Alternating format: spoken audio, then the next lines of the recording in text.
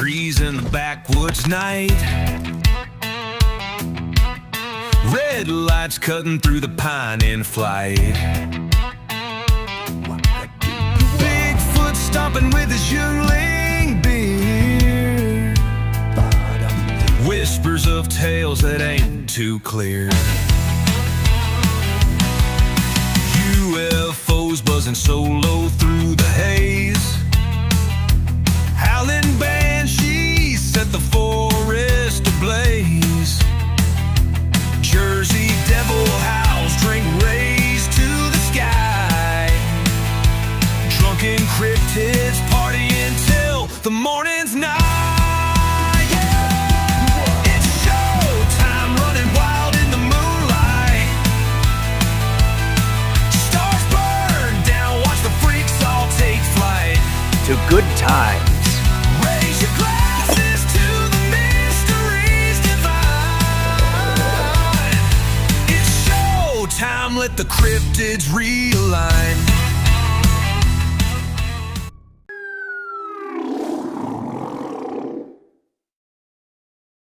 Hey everybody, welcome back to another episode of the Drunken Cryptids.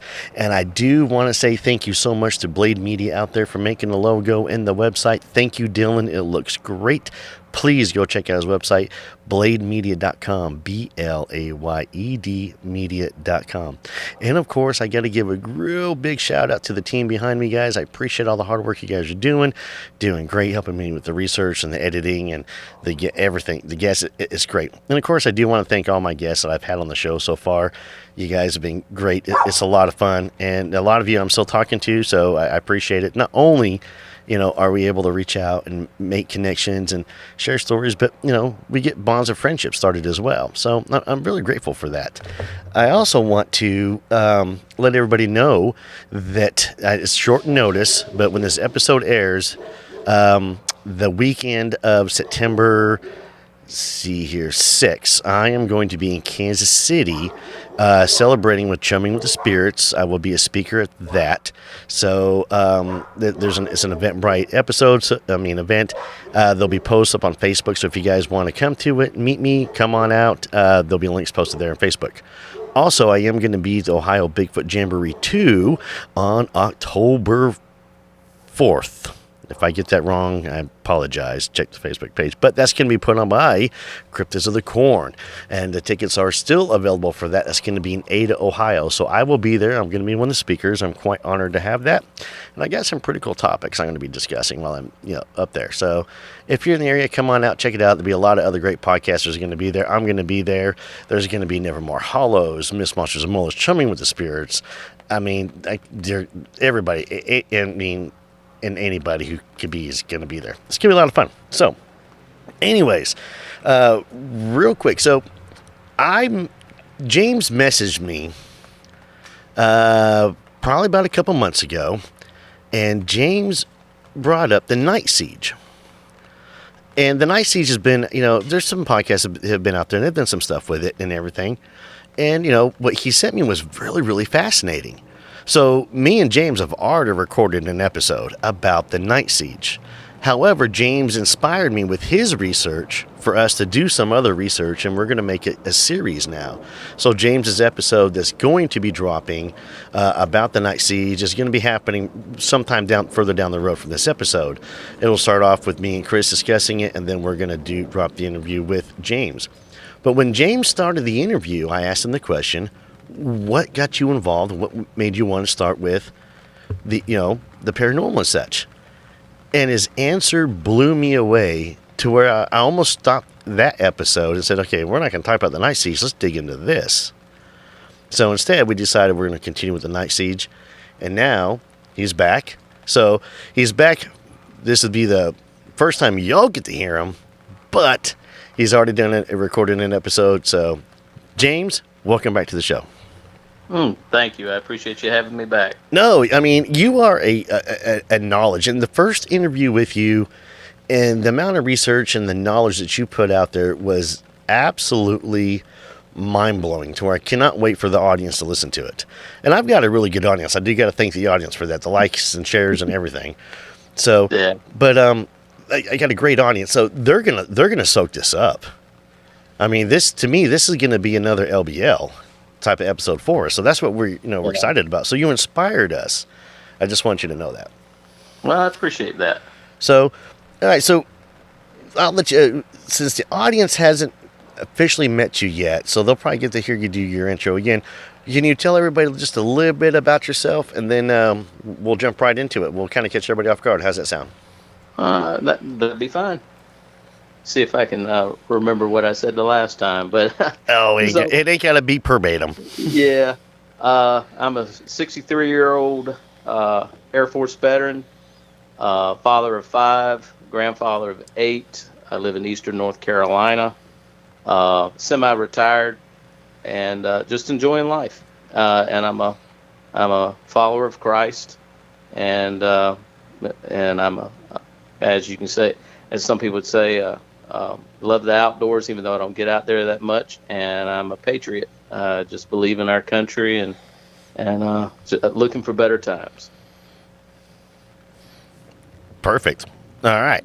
So let's talk about what happened when you were a kid. I'll let you start from the beginning of that, and you just run with it. Okay.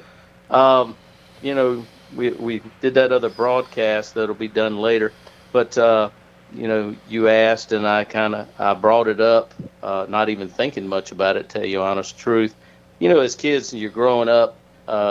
We all back then we had 3 TV stations, and we watched stuff, and I was.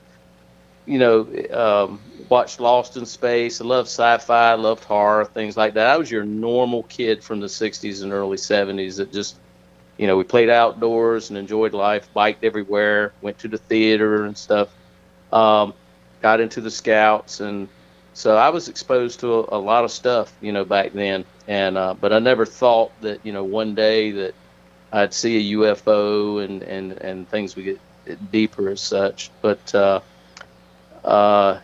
if I remember correctly, November the 12th, 1976, I was 14 years old.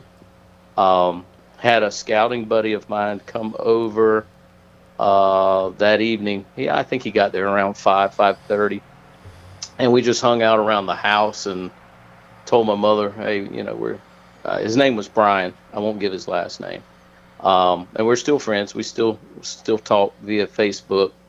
He lives in another town, and so he's got his own life. But told her we were going outside. This was probably, I know it was after 6. I can't give you a specific time, but it was after 6. The sun was down. There might have been a little light, just a little light to the west as the sun was setting, but I don't recall any. But we went out front and we're just goofing off underneath the street light. We had a dirt road into our neighborhood. We were just inside city limits, and we were under a street light and just goofing off, looking for fireflies, which were almost gone by that time, but just goofing off and talking and walking up and down the road.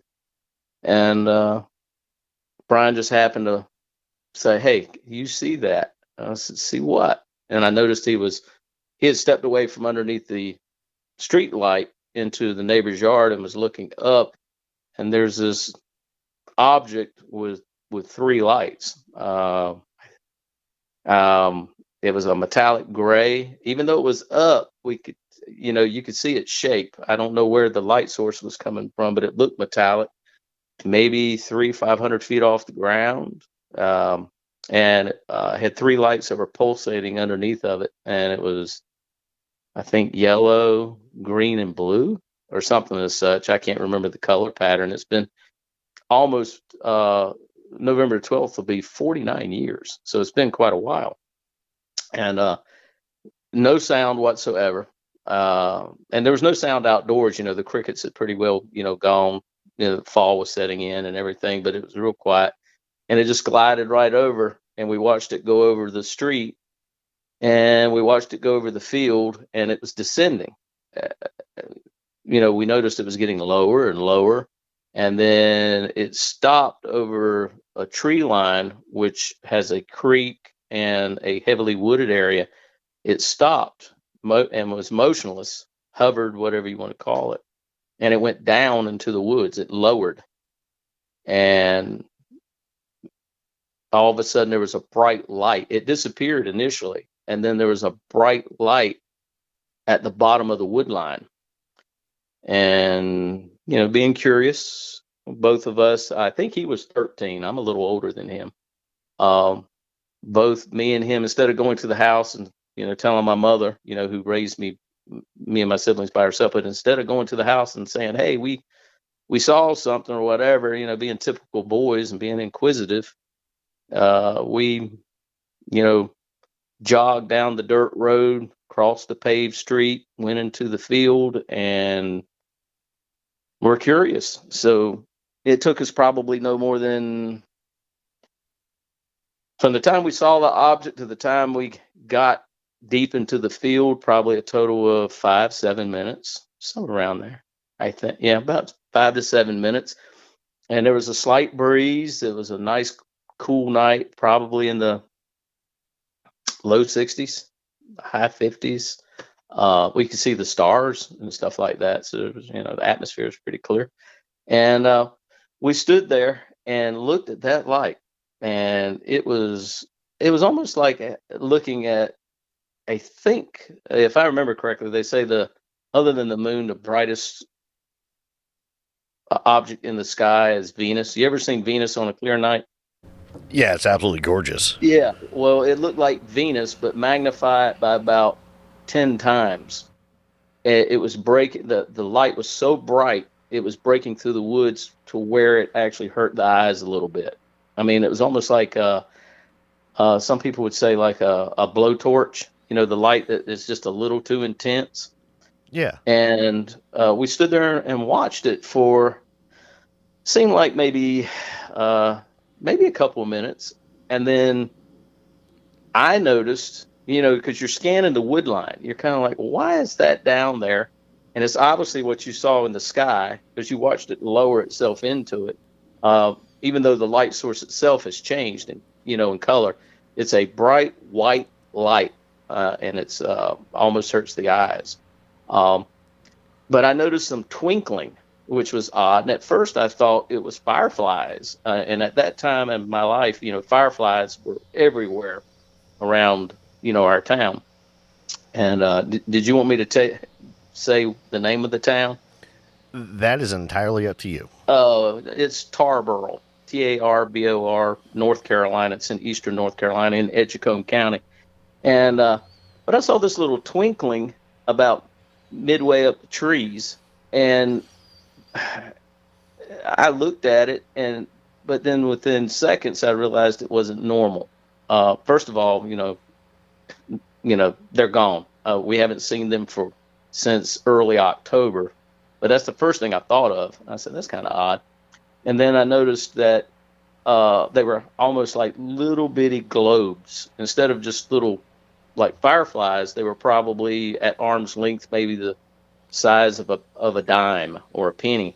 So they were large enough. So probably they were the size of maybe a baseball, from where they were at, but looked like a penny from, and I would say it was probably about 50 yards in front of us.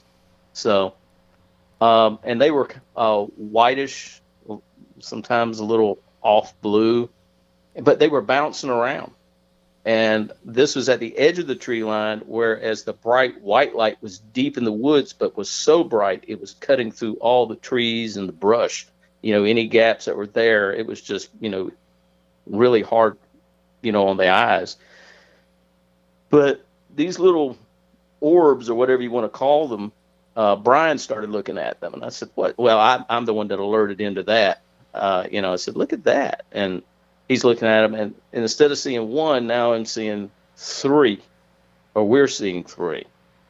And they settle down at the edge of the wood line. They come down to the probably about 5 to 6 feet above the ground line, right at the, where the trees start. And right behind the trees is a little bit of property, or a little bit of land, because, we had explored that as a kid. I mean, I knew those woods like the back of my hand, because, I spent 50% of my time in the woods building tree houses and playing in the creeks and everything. So I knew Hendricks Creek real well. I knew what was behind that short tree line there. Whereas where the big light, that was a deep tree line. I mean, you still had to go over the creek, but this was where these objects were, where these little glow balls decided to park themselves within 10 feet behind a few trees. There was like maybe a 15 to 20-foot drop to that creek. So it was really dangerous. But so these three globes or whatever, park themselves, and instead of bouncing around, they stay stationary. And within, probably inside of a minute, we noticed there's a person standing there. And that we take a couple of back steps thinking, what's this? And it looks like a person, but it's not a person. So this is what I can recall. And Brian recalled it later. The individual, all of a sudden, instead of the three glow balls or orbs, all of a sudden it seems like they're gone, and this one person is standing there right at the edge of the tree line, but just right in front of it, not hiding behind a tree or anything, but just out in front of it. And why we catch it is because, I can't say these orbs turned into this. It's just all of a sudden they're gone, and this one individual standing there, maybe a little closer to us, but just outside the tree line. And it's a dark complected person that, looks like they're from India. I mean, they're dark complected, but it's not brown, it's a gray, and wearing a red type diamond shaped helmet and a white, dressed in white coveralls that glowed. It looked luminescent. Am I using that word right? Luminescent. Yes. And it didn't appear to have hands or feet. It's like, it ended above the wrist and ended just a little bit right at the kneecaps, or a little below the kneecaps. We couldn't see any type of color or anything. So it looked like they had short appendages. And that's when we realized it moved, started coming towards us just a little bit, and we noticed, or at least our perception was that it was floating. It was not touching the ground. And that's when we got freaked out. We kind of like, so we turned to run, and as we ran, I'm surprised we didn't kill ourselves, but there's potholes everywhere. The grass is probably anywhere from 6 to 12 inches high. You could step on something.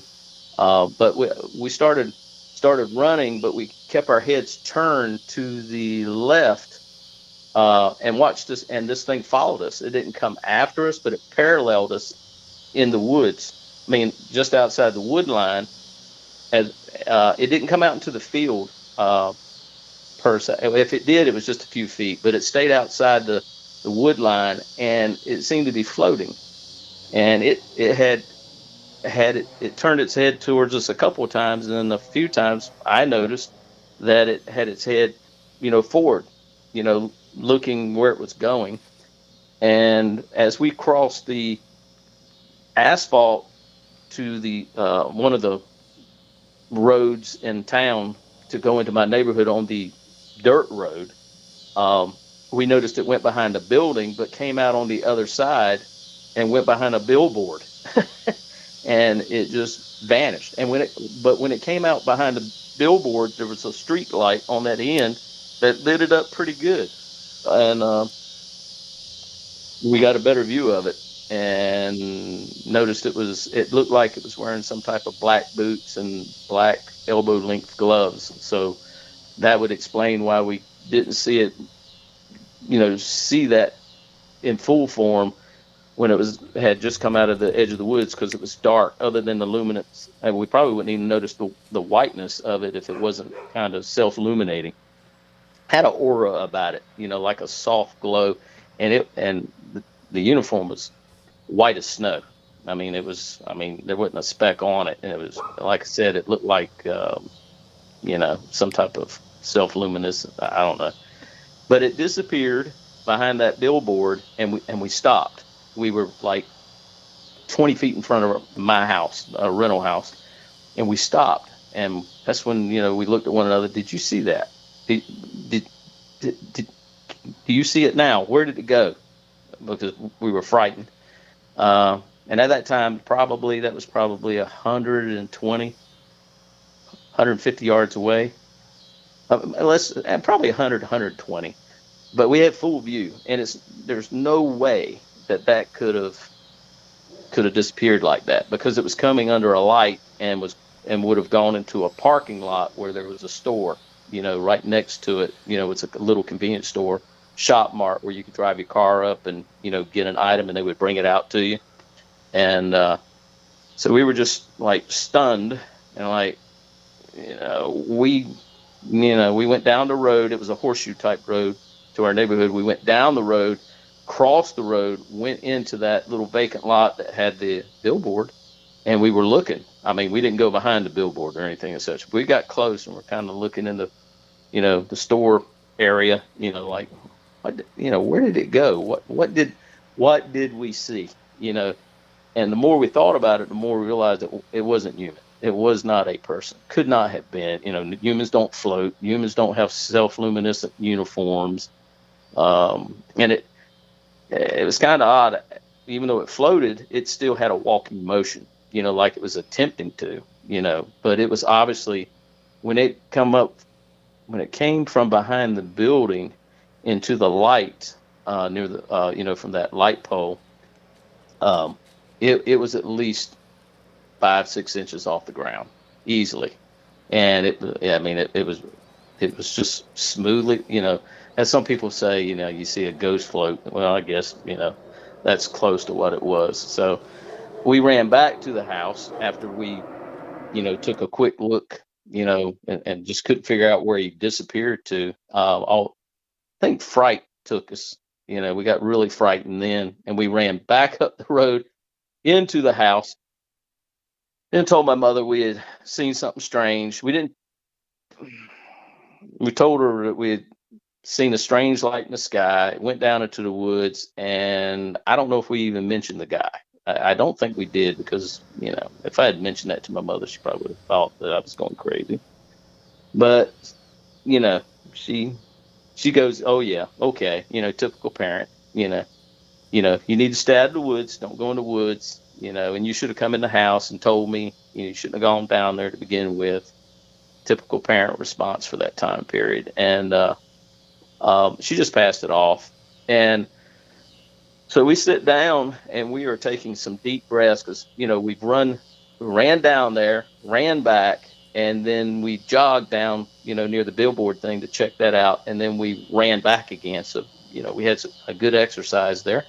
And I'm sitting in the chair. Brian's sitting on the couch next to my mother. He's at one end, she's at the other end. I happened to look up at the clock.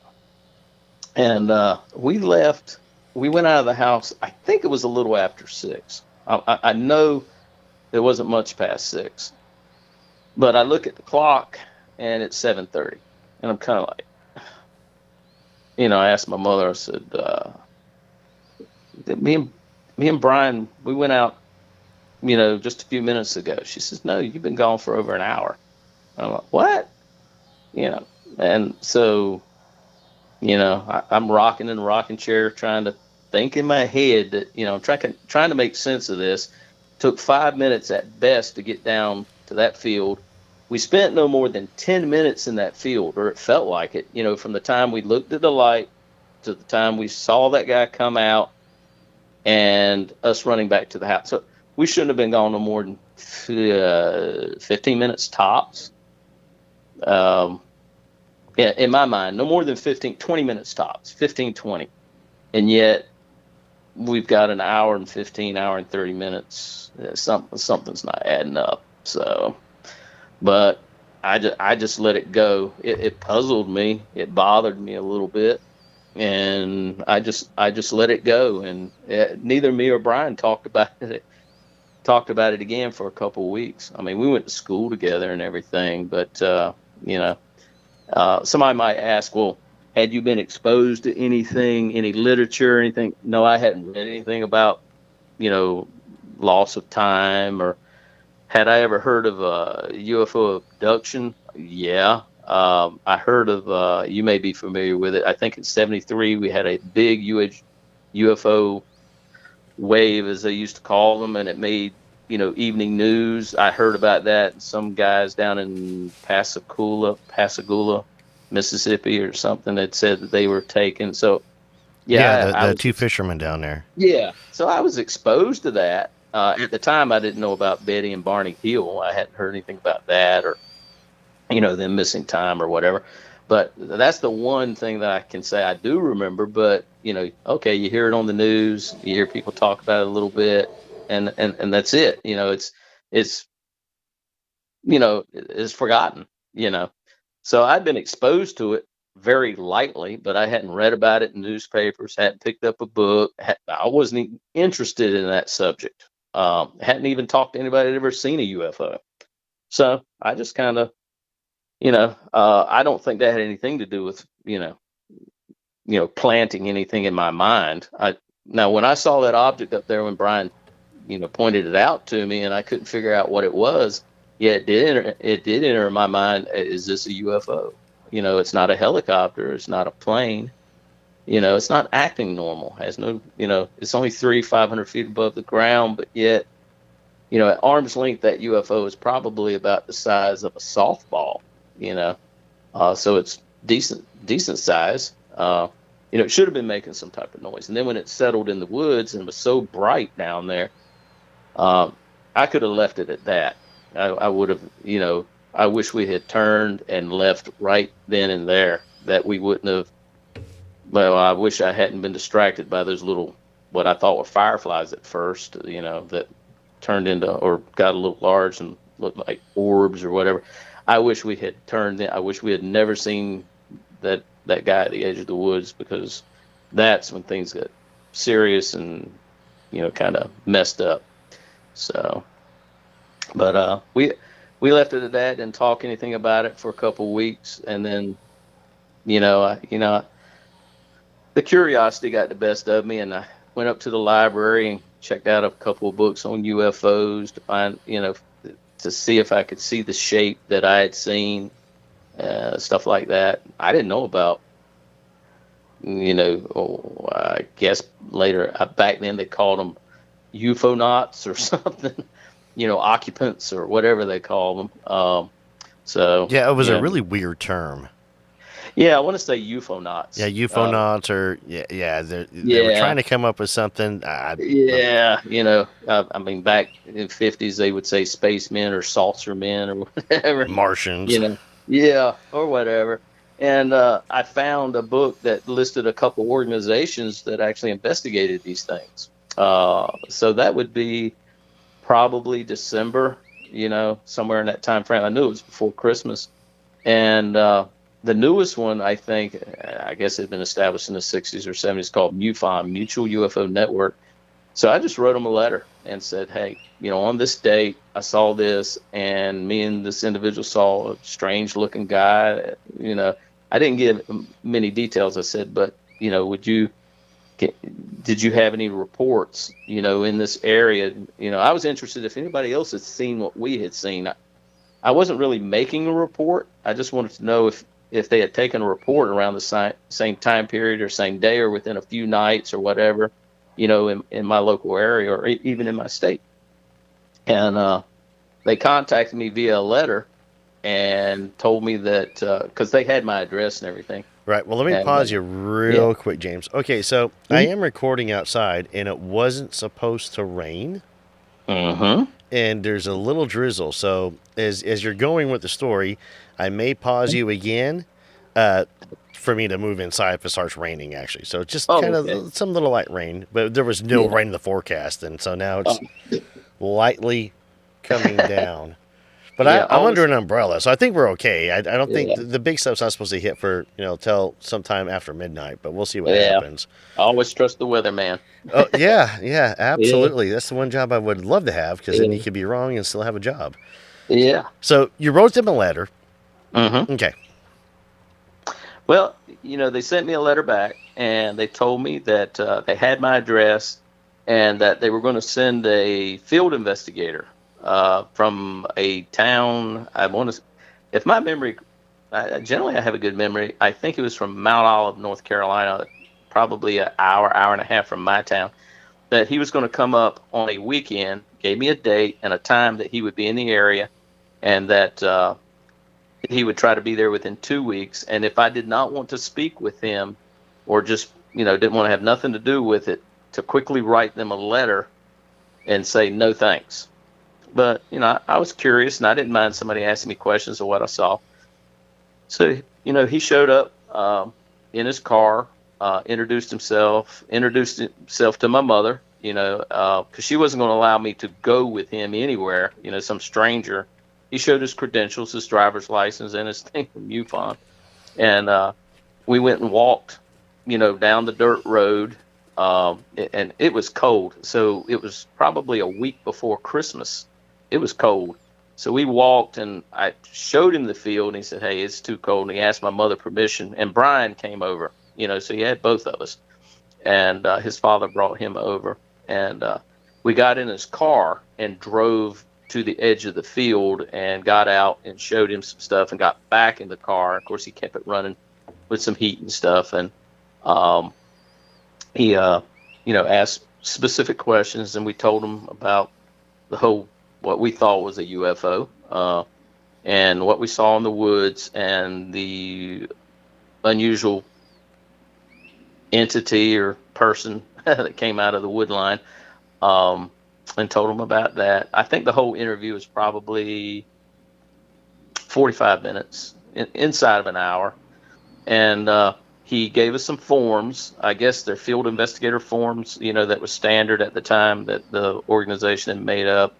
And he asked us to, he didn't record us on audio or anything. He took some notes, but he gave us a set of the forms and a self-addressed envelope to him, and with the MUFON thing on it, and asked us to fill out.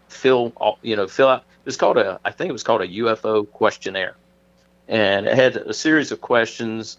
It gave you a blank area, for you to draw the UFO, to the best of your ability, and ask questions like at arm's length, what size was it, what color, what speed, and asked weather questions, what was the night like, what did you see, asked you if you were under any stress, or, what made you, what caught your attention, things, standard stuff, but, good questions. And he left. He was real nice. He told us, he was a minister, which I found kind of odd at the time. So, but just as nice as could be.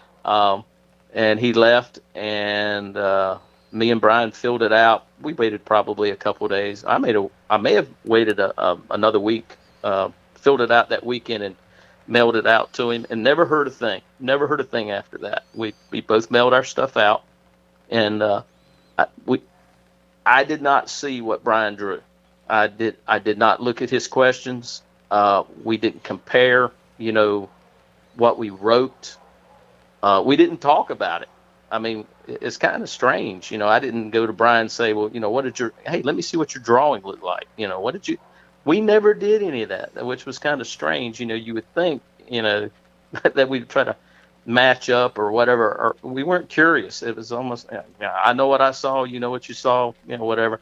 So, mine was kind of circular with, the three lights underneath, and, I put the colors, and then I drew the guy to the best of my ability. And, I tried to draw some boots and tried to draw some gloves, but I didn't get a good look. I could tell that they were gloves and boots once he got into the light, near the billboard, behind the billboard, or, I could still see him, until he get totally behind, before he got totally behind it. And we could only see the legs then before he disappeared.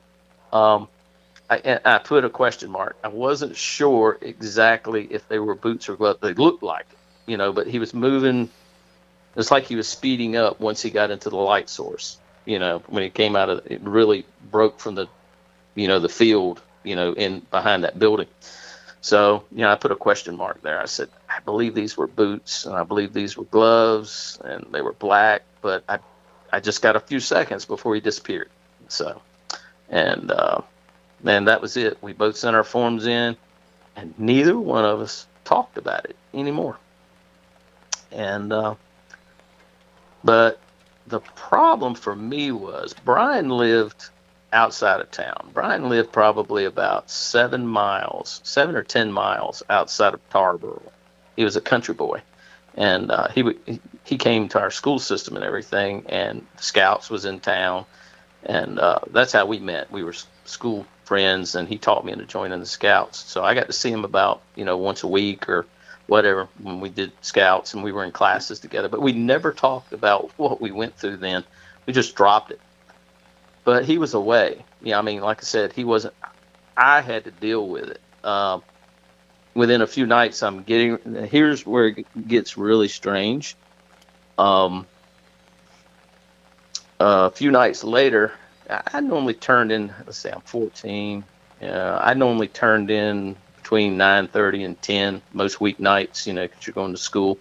And so this was probably a week after the sighting, so probably the third week of November. And I did not mention this in the form that I filled out, and I never told Brian anything about it. Never told my mother anything about it. I never told anybody. But it was the following week, and I went to bed, and I couldn't go to sleep, and something drew me to the window. And I got up, wearing pajamas, and it's cold. The kerosene heater only does so much. So, I went to bed with full pajamas and socks and everything. So I get up and get in front of the window, and I open the blinds for some reason, something I would never do. And I look down the road, which you could look directly down from my window. You could look down the road, across the asphalt road, and directly into that field and the tree line. And there's that light. The light is there, and it's down in the woods in the same freaking spot that light was before.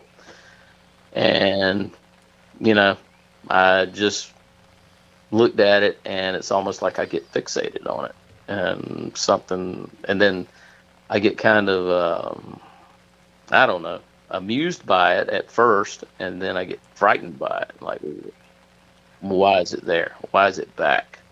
And the last time we saw that strange guy, and something, I hadn't even thought about the hour and 15 or hour and a half that we had lost. That never came up again. Never thought much about it, but that light's back there. And for at least almost 2 weeks, I get up every night and do that same routine. I try to go to sleep, I can't, and then something pulls me out of the bed. I go to that window, I part the blinds, and there's that light, and I look at it. And so for maybe a total of 3 weeks, that light is there, probably into maybe the first week or the first few days of December.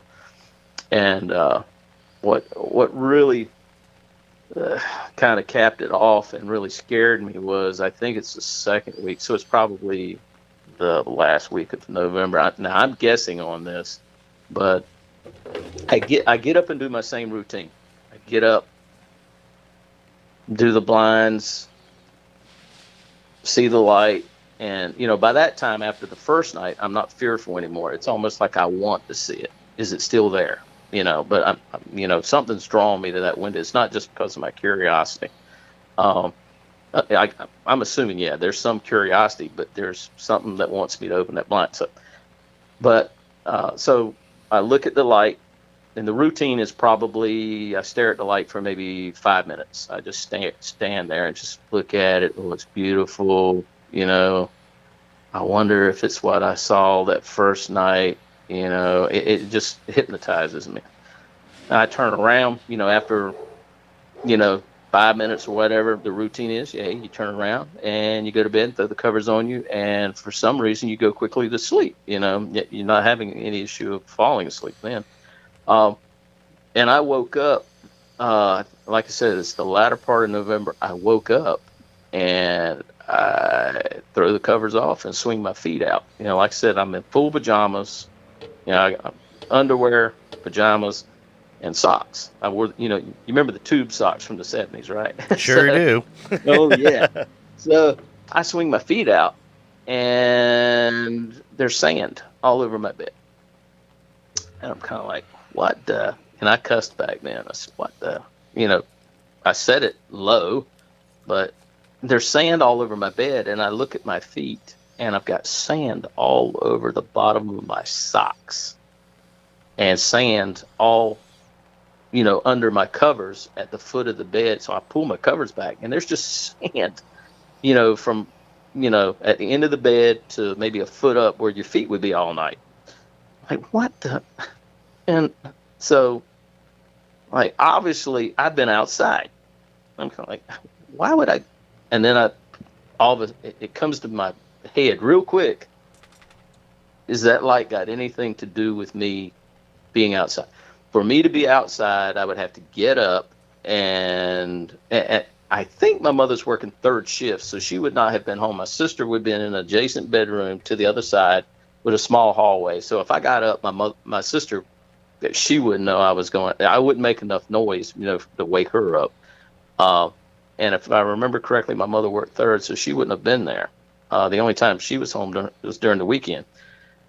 So, but I had to unlock the doorknob, the lock there, bolt lock, about 2/3 up the door, plus the chain lock. So we had 3 locks on that door, and I would have had to manually unlock all 3, and then unlock the storm door. And obviously I did all 3 of those, so 4 locks. And I walked down that dirt road, and that really bothered me. So I got dressed, I changed, got dressed, and I walked down the road to see if I could pick up a few footprints that looked like mine. Because I'm in socks. The road's hard, but it does have loose dirt in certain places. And I could tell that what little I could see of my footprints in socks, of course, headed down. Like I said, it was a shoe horse type road. Brought you in, you can go out the other end. It headed me down the side that was taking me to the field, and that really freaked me out. So I kind of wondered, did I go down into that field? Obviously, I went out in the road, and obviously I went down the road. I was heading down the road when I lost, my prints, because the road got harder down there, and I was staying in the middle of it. It's softer on both sides, and kind of like, what was I doing, and why was I doing it? And it would always come back to that light. I was fixated on it, and it was there. It drew me to the window each night. I'd look at it for about 5 minutes, and instead of fearing it, I was kind of looking forward to seeing it, and, just getting off on it or something, just, feeling good about looking at that light, and then going quickly to sleep until then. And from then on, I fought not to. I think the light lasted another week. I don't recall, waking up, with my feet like that anymore, but I fought going to the window. I did go to the window, and I would peek out the blind a little bit. Yeah, the light's there, and I would turn around and quickly jump in bed. I wasn't fixated on it anymore. It really upset me that it was a possibility that whatever that light was, it was drawing me down there. I mean, I could have got hit by a car crossing the asphalt road. If I did cross, I don't know. Or I did not know at that time. And so I didn't mention it to anybody. Didn't mention it to my mother. I cleared off my bed, changed my sheets, because you swipe all that sand off. You don't get it all off. So, but no. No, once being you to get the sand, desert it numerous practices. times, sand never goes away. Yeah, sand. You get food in your bed. If it's crumbs, you can sweep it out with your hand. But try to go to sleep, and you find that one that just annoys you. So I left it at that and didn't tell anybody. I didn't tell Brian. I didn't tell, hey, Brian, the light's still down there. You want to come look? I didn't say anything. Didn't tell my mother about it. Didn't tell her about the sleepwalking.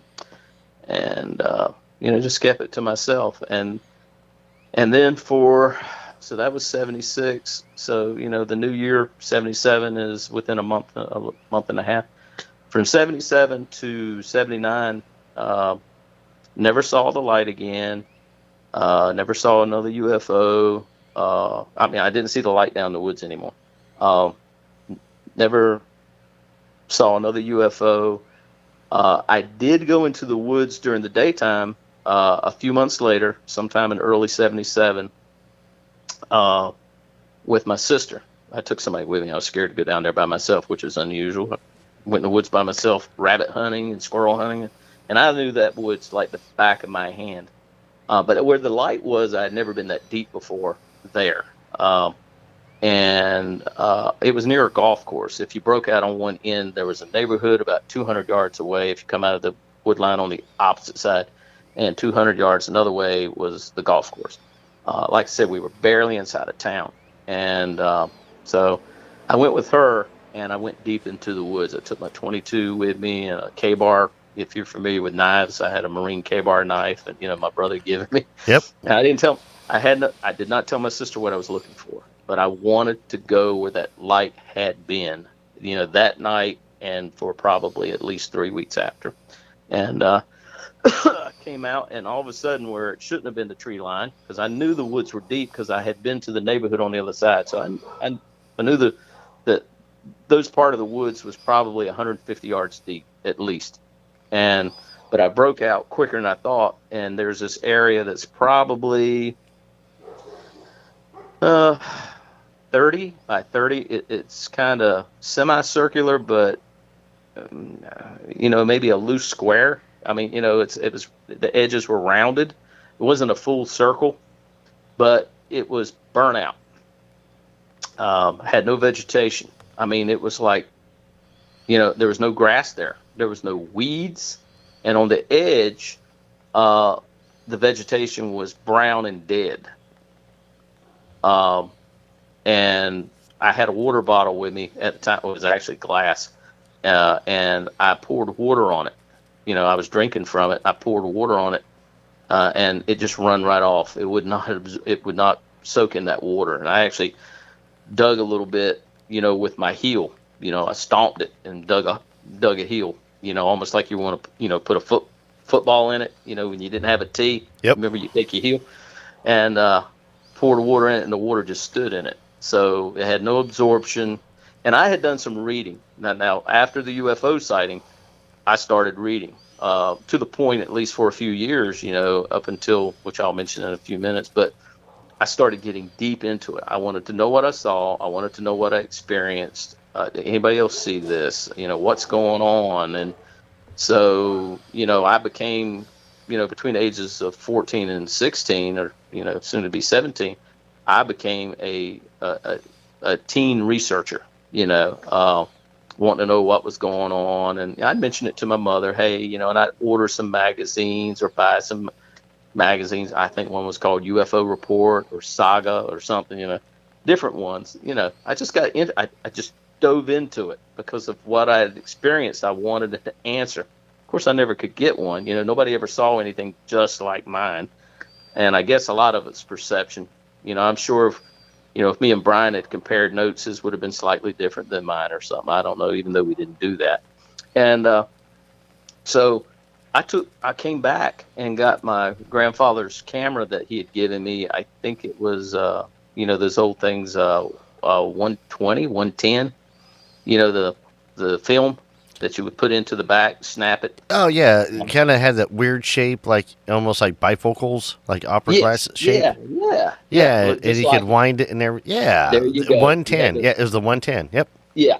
And you wound it from the back. Well, some of them had it at the top, but mine had a little flip thing on the back, that you went frame by frame. Yep. So I went back there. I wish I had these pictures. I had them. I don't know what happened to them, but so I took probably at least a dozen pictures from different angles of this spot. And, I would visit it. I never went back there during the summer because it was too grown up, and, we had moccasins and everything. And I'm just kind of so I would wait for the fall and the winter, the leaves to drop off. And, and I realized where that light went, there was a gap in the trees. It was a perfect place for it to drop. It didn't destroy any. Now I looked around, I didn't see any trees burnt or destroyed because it was just an open spot that was natural. But what was on the ground was not natural, for that effect to be there. Something burned it or did something to it, because there was no ground anywhere like it. And I played in the woods, I've been in fields, I've been in sand lots. There's nothing like this. It was hard ground, no vegetation, and it wouldn't absorb water. There wasn't even a weed in it. I didn't see any indenture marks or anything like weight had been on it or anything as such. But so I took pictures of it, and each winter or late fall, I would go back there, and I took a few more pictures, and it didn't change. The vegetation, normally after a while, if it's normal, the vegetation will start, encroaching on it. So I'm jumping ahead just a little bit. The last time I went back there, so the sighting was in '76. I think the last time I went back there was '98, and there was still probably a 10 by 10 area. So there was some encroachment, but it took that long, and there was still a small part where there was no vegetation. So did you take a picture back in '98? No, I didn't do that then. Oh. I was just interested. They had built a retirement apartment area close to it, so they had taken out the tree line on that backside. And believe it or not, from that spot that was maybe a 10 by 10 area, there was only probably about 15 feet worth of trees before you could look and see a retirement apartment complex, But those people had no idea. The old folks didn't go back into that area, and they had no idea why I was back there. I just parked my car. I had an idea where I was at. I'm good at generalizing, locations. I can get a good fix pretty well. And I went back in there, and within like 15 feet of crossing into that tree line, boom, there's my spot. And I looked around. I knew where I was at. And I'm going like, wow, finally some growth here. Because I hadn't been back there since probably when I got out of the Air Force in '88. I went back there in maybe 90, 91. And it was maybe 20 by 20 or 15 by 15. So, there was some type of change, but it was very, think about it. From '76 to the last time in '98, it went from maybe 25 to 30 feet down to 10 by 10. Still, yeah, that's slow encroachment. There's damage, obviously, to the soil. Yeah, and like I said, I didn't see any tree damage, and most of the trees were pecan, pine, and I think birch. I'm not sure. There was maybe one or two different hardwoods, and the pine trees are soft, but there was a gap there, and it allowed it to. I didn't see any tree destruction. I didn't see any trees dying or anything as such, but I'll admit I didn't go to those trees that were around it and pick the bark and look at it, and I was focused on the ground. Well, honestly, that makes sense. So for anybody out there thinking, did you check the bark of the trees? No. So a lot of times when you're doing your own investigation on stuff, there's a lot. With my investigations, I can look back and go, I should have. You're right. And I was just at best. The last time I visited it was probably 79, 80. So I was only 17, 18. I wasn't a proven field investigator. I wasn't a field investigator. I've never been a field investigator for MUFON or anybody. Well, no. Well, here's the other thing too, though, is also, so again, the only real thing, you had a lot of Hollywood stuff that was, from the 50s and 60s. Closer Encounters of the Third Kind came out in '77. So and I didn't see that. I didn't see that until like 80. It was in the 80s when it came on HBO. So, my mom was fascinated with that movie. Yeah, I wasn't drawn to see it. The first thing that I saw that had anything to do with something similar was I did go see E.T. with my wife and my best friend while I was in the Air Force out in New Mexico. I was just a kid. I actually saw that before I saw Close Encounters. So, I was just a kid for ET. yeah. So, but I took some pictures. I took some pictures of the field, looking at the tree line. But it was for my own. It was for my own. It was not meant to be in a catalog. I didn't send it to MUFON. I didn't do any of that. I was just, oh, okay, this is for, what's that word? Posterity or something, Yeah. Hey, I've had this experience. When I get older, I can look back and say, yes, it wasn't in my head. And this is connected because this is the area that it was down in. It lines right up with, the field where we were at in the field. This is where it was at, So I left, that was it for that. And then, but between 70s and the early 70s, once the light disappeared and I was able to fight not going to the thing anymore, the blind, and it wasn't down in the woods anymore, that's when I started having nightmares. So basically for 2 years, or almost a little over 2 years, I had nightmares. And it could be anything from, going into the woods by myself and then all of a sudden waking up in sweats, or a UFO in the field and taking the whole neighborhood. Everybody being in like a trance state and, being taken up into a UFO. So, I mean, it was just a wide variety of fear, Sometimes there was no UFO, but I'm getting in the field, I'm walking in the field by myself, and I'm going into the woods. But I know what's in there, or something's in there, and it's connected to what I saw, and that's, so I wake up. Or, I mean, I only had the one where the whole neighborhood was getting taken one time, and that one kind of freaked me out, I walk out. What was the size of the neighborhood? So it was horseshoe shaped, and it was off of one of the town roads called Wilson Street. Probably, let's see, 1, 2, 3. 1, 2, 3. That's 6. So that's 8. And then 4. 12 homes total. Okay. And they now, were low. How close was the next neighborhood? Yeah, and it was a low income neighborhood. I mean, most parents worked in the textile mills and didn't make a lot of money, long hours. Back then, rent was between $60 and $80 a month. So that'd be nice. Oh yeah. So there was. But how close was where was it close? Was there another neighborhood right on the other side? No. Well, on the opposite side, yeah, but there was not a neighborhood across the road. Across the road was a Napa business that had just been built, and a hotel. But between the two was like a drive, had concrete surface, and you went right into the field. Okay, so this was like a lone little neighborhood. Yeah. Because I'm wondering if the nightmare you had was really a nightmare.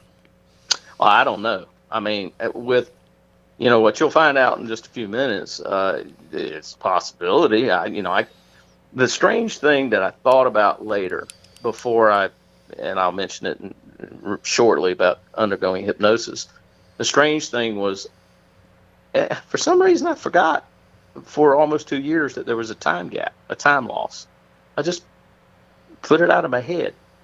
But the thing that got me the most was from the time that we went down there, which took maybe 5 minutes from the time we saw the UFO and then ran across the street into the field, to the time we got back was total maybe 15 minutes tops.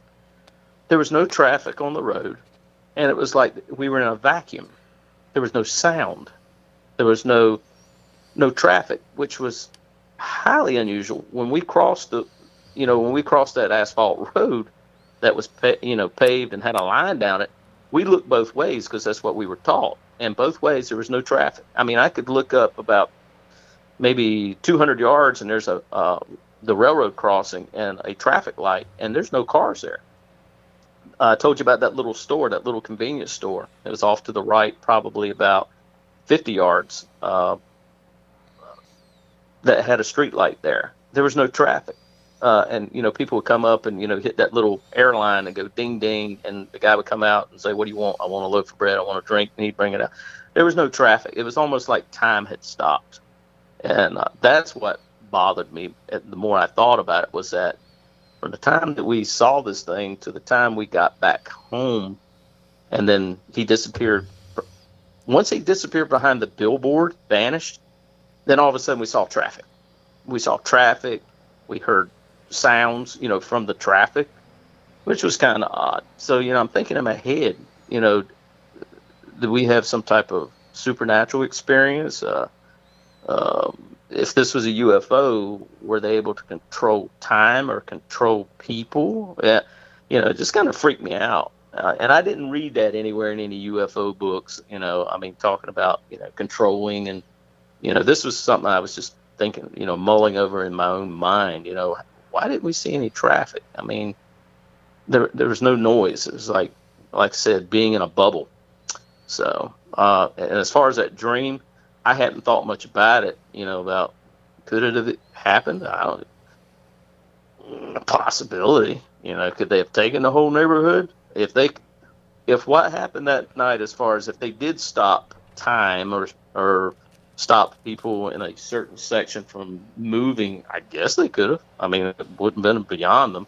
So, but getting back to those dreams, they were really bothersome. And I wasn't getting good sleep. At least once or twice a week I had these dreams. Not every night. They were hit and miss, but I just never knew when they would happen. And they were very intense. And I was always, I never went back down to that field at night. I never looked out my window anymore. When I drove home, I came up the road. I never looked to the left or right, depending on which side of the road. I never wanted to look in that field or be in that field at night. I didn't even drive my car down there and throw my headlights down there. Some people see something, I'm going to take my headlights. I only went there during the winter, like one time, and I'd have somebody with me just to go look at the spot. And then I'd get out. I'd stay maybe 10 or 15 minutes, take a couple pictures. I didn't take pictures every time. And then I would get out. I was interested, in the area to see if it changed any, but that was it. But so they got so intense. The reason why I changed, I decided to get some help.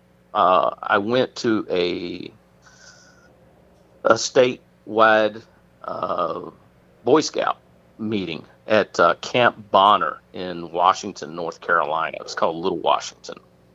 And it was for 1 or 2 weeks. I can't remember. I know it was at least a week. And went down there, and we had competitions with other Boy Scout troops from around the state. And it was like your pre-jamboree thing or your state jamboree. Are you familiar with that term? Yes, I am. Yeah, I was a scout. Oh, okay. Yep. Okay. I only made it to Weeblo, though. Yeah, I was tenderfoot, or the one right above tenderfoot, first class, whatever. I'd been in 2 years or something like that. And I was taking my time. I wasn't interested in rank. I just like hanging out with the guys and doing stuff. That was me. I mean, it was fun to do some of the events and everything, but, Yeah, some of them were really serious about gaining that rank stuff, and I was not one of them. They sure were. Yeah. So they put us in it was like a four-person tent, but there was only two of us. And, me and Brian were in the tent. And like I said, we never talked about this subject, but we just happened to be two tent buddies. And it was like the third or fourth day that we were there. I want to say we stayed 2 weeks because my mother thoroughly enjoyed me being away. So she got a break. Yeah, she got a break. So this is later. I can't remember how much longer after the UFO, but we're down there in Camp Bonner. And I have no problem. Like I said, it's the third or fourth night. I know it's the first week we're there. And none of those nights do I have any issue of falling asleep because we didn't have air conditioning or anything. At the house, we would have a floor fan. You had your screens. We had our windows open, and we had our screen doors. Back then people had screen doors, and you could latch it, to make sure nobody could just walk in. So we dealt with heat back then because we were used to it. The only time I walked into AC is if I walked into a convenience store or a business place. Most people, especially in a low income area, we just have fans and open up your windows. So we went to sleep pretty fast. Even in a sleeping bag, even if you were hot, you were just used to it.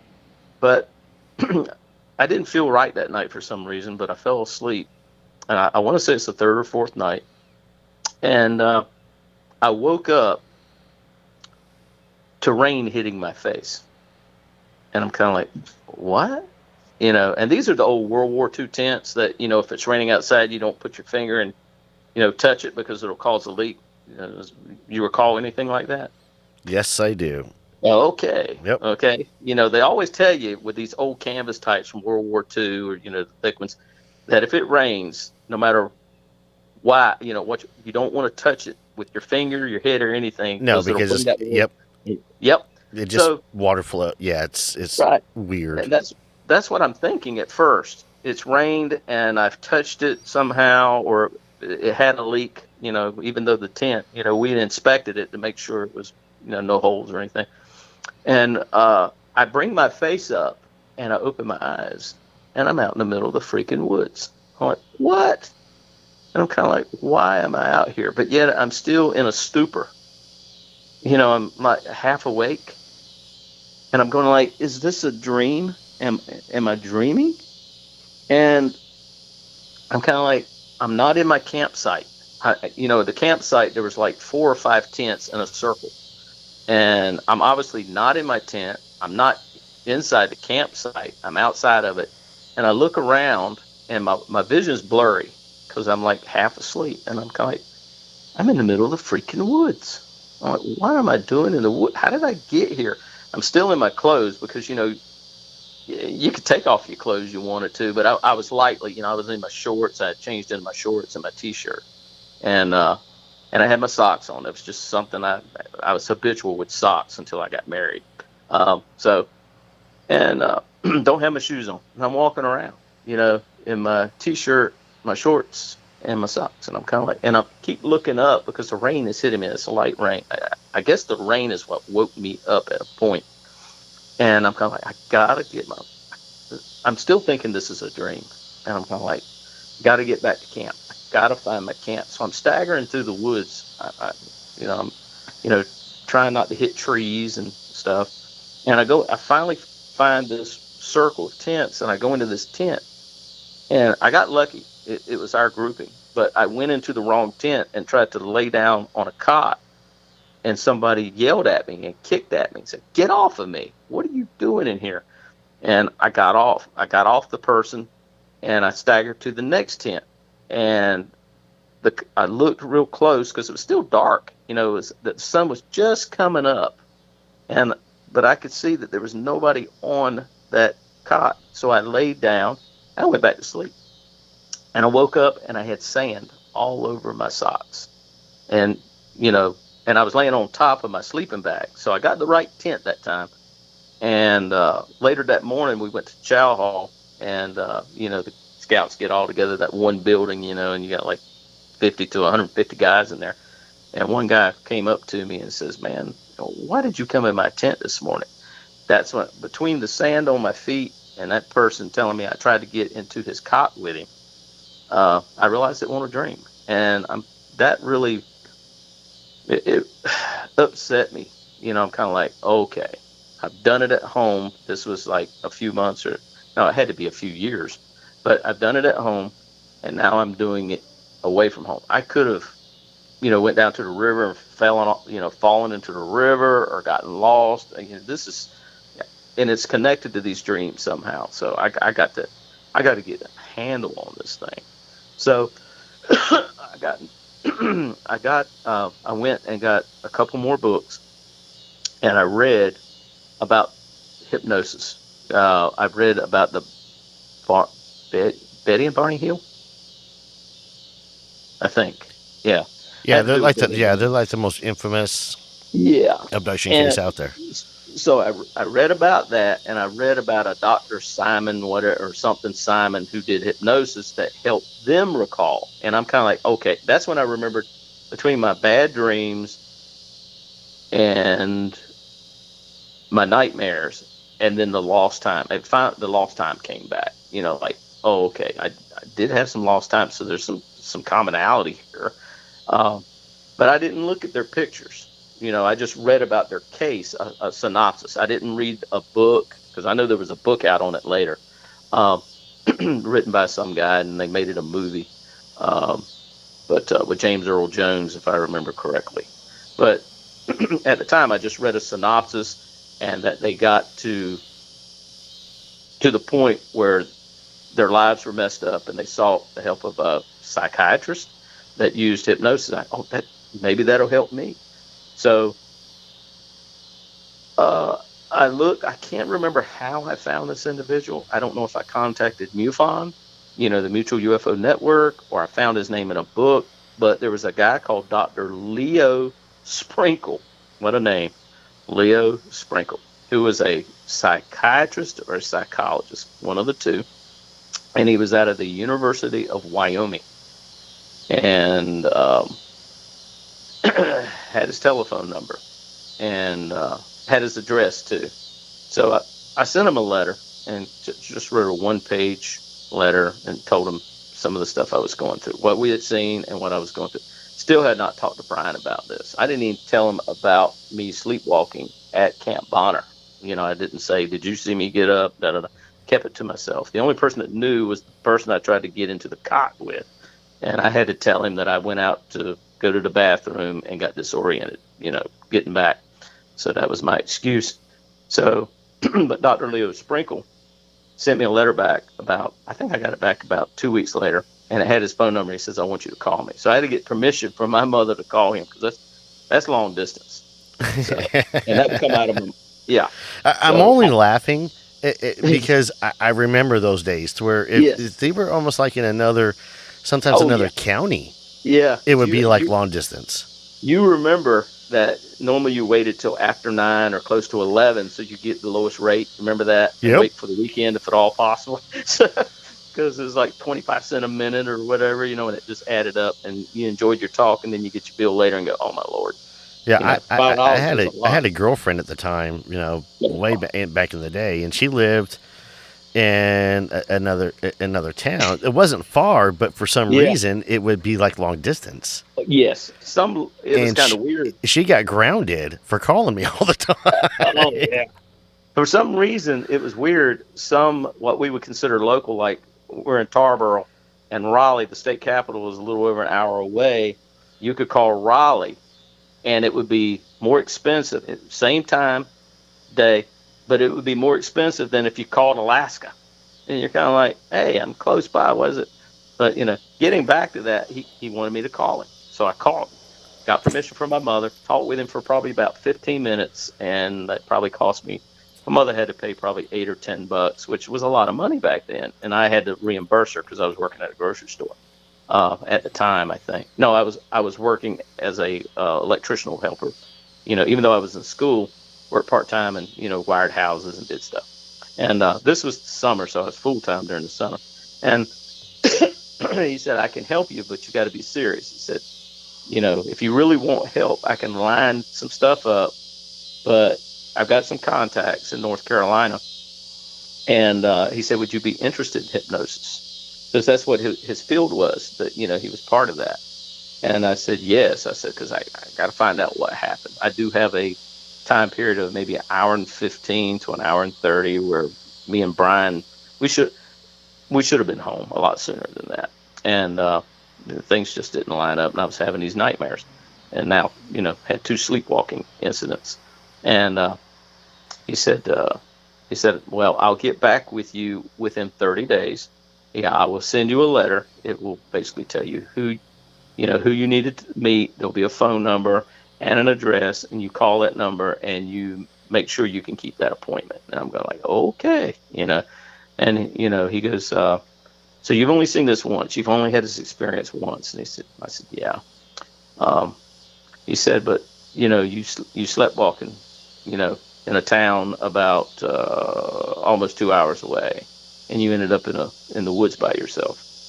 And he said, you don't remember seeing anything there or anything? I said, well, I felt a little unusual that night.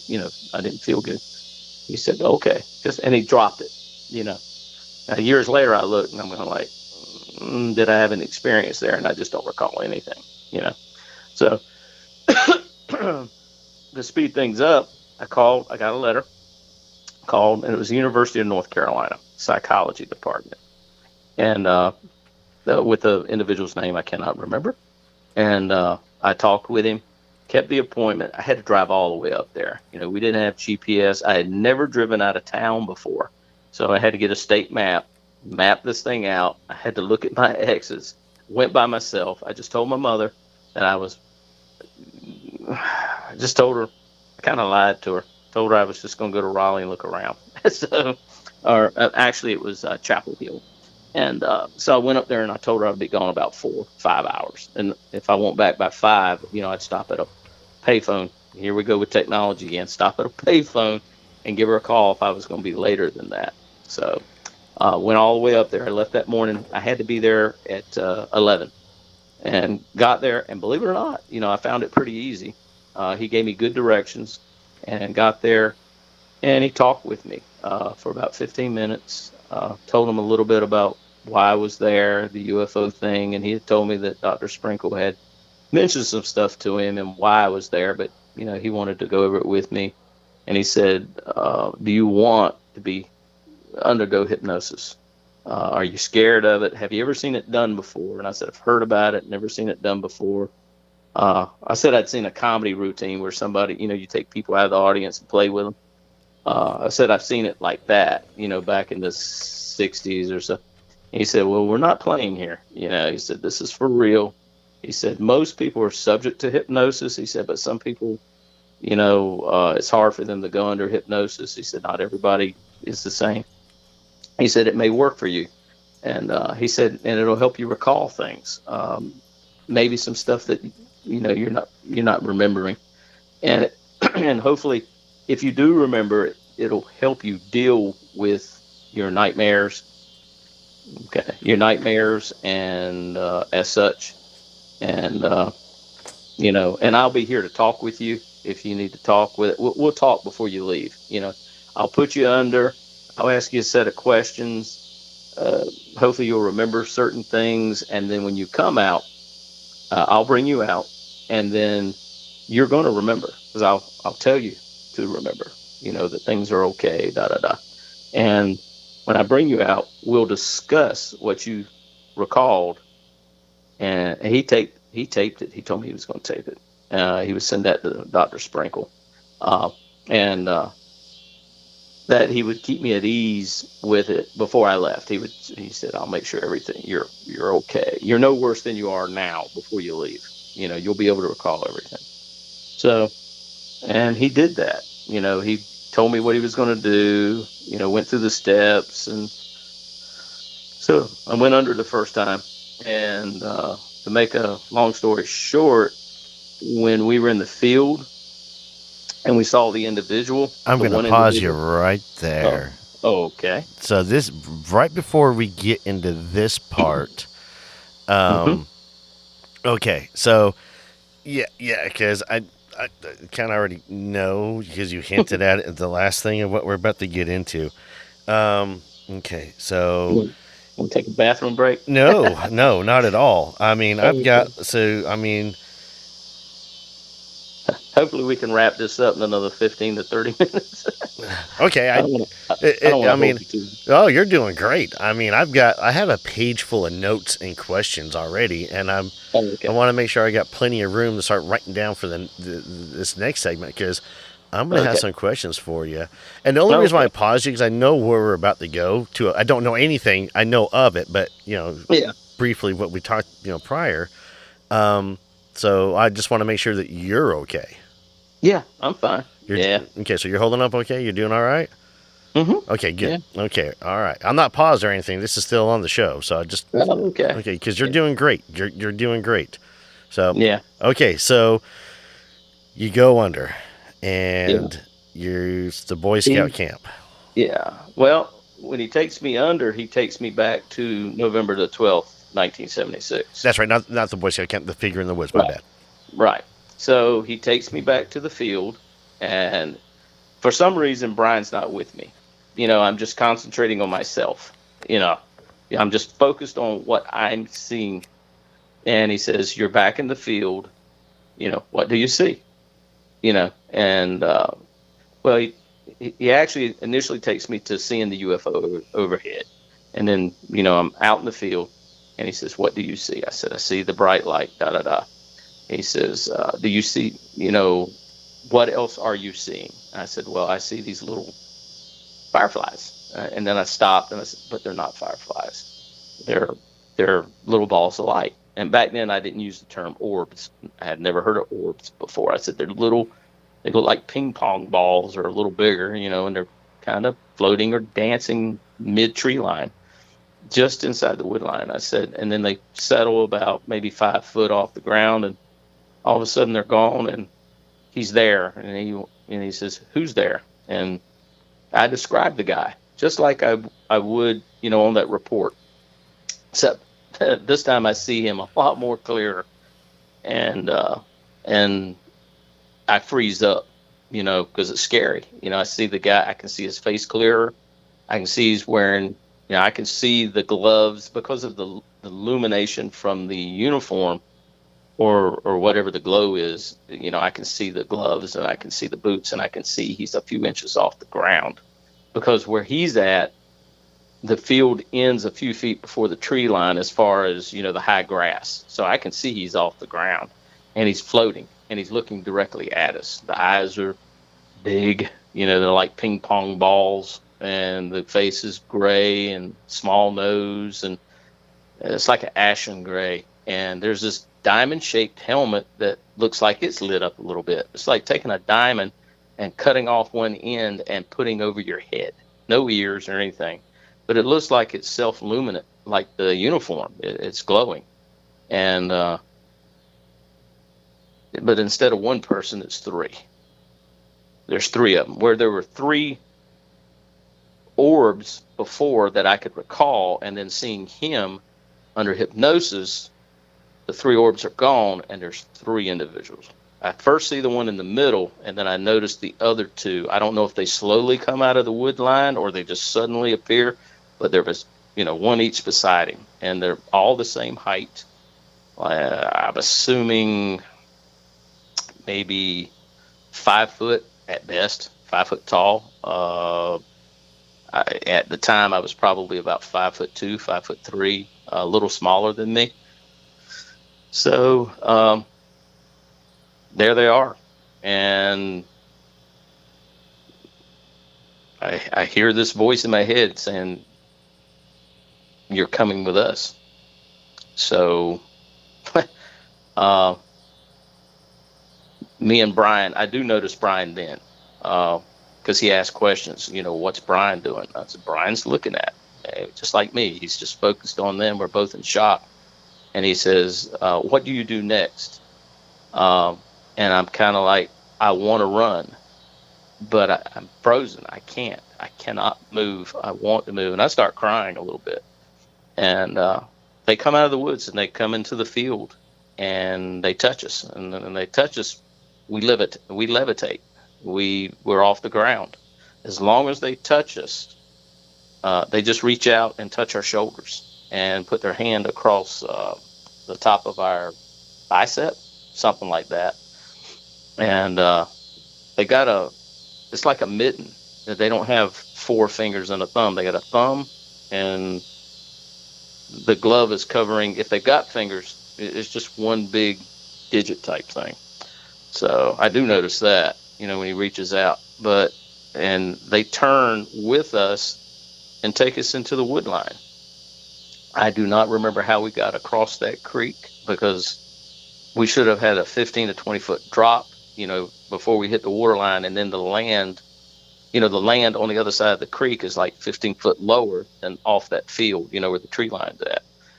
But I do remember going through the woods, and for some reason, the small trees, the branches and things like that actually bent back for us. It's like we were in some type of force field or something. But I actually literally saw branches moving in front of us. And so there was one in front of us, and then me, and then Brian, with each. So we had the lead, one in front, one touching me, and one touching Brian. And we came around a corner one time, and I could see Brian. And I saw the fear in his face. I mean, he was just, we were both frozen. We couldn't move. I mean, the only thing I don't even know if I could move my eyeballs. It's just that when we turned a little bit, I could see him, and he was just looking straight ahead and looked in shock. And then we came to that little clearing, and there was that thing on the ground. Well, I don't know if it was literally on the ground or slightly above it. It was kind of dark underneath.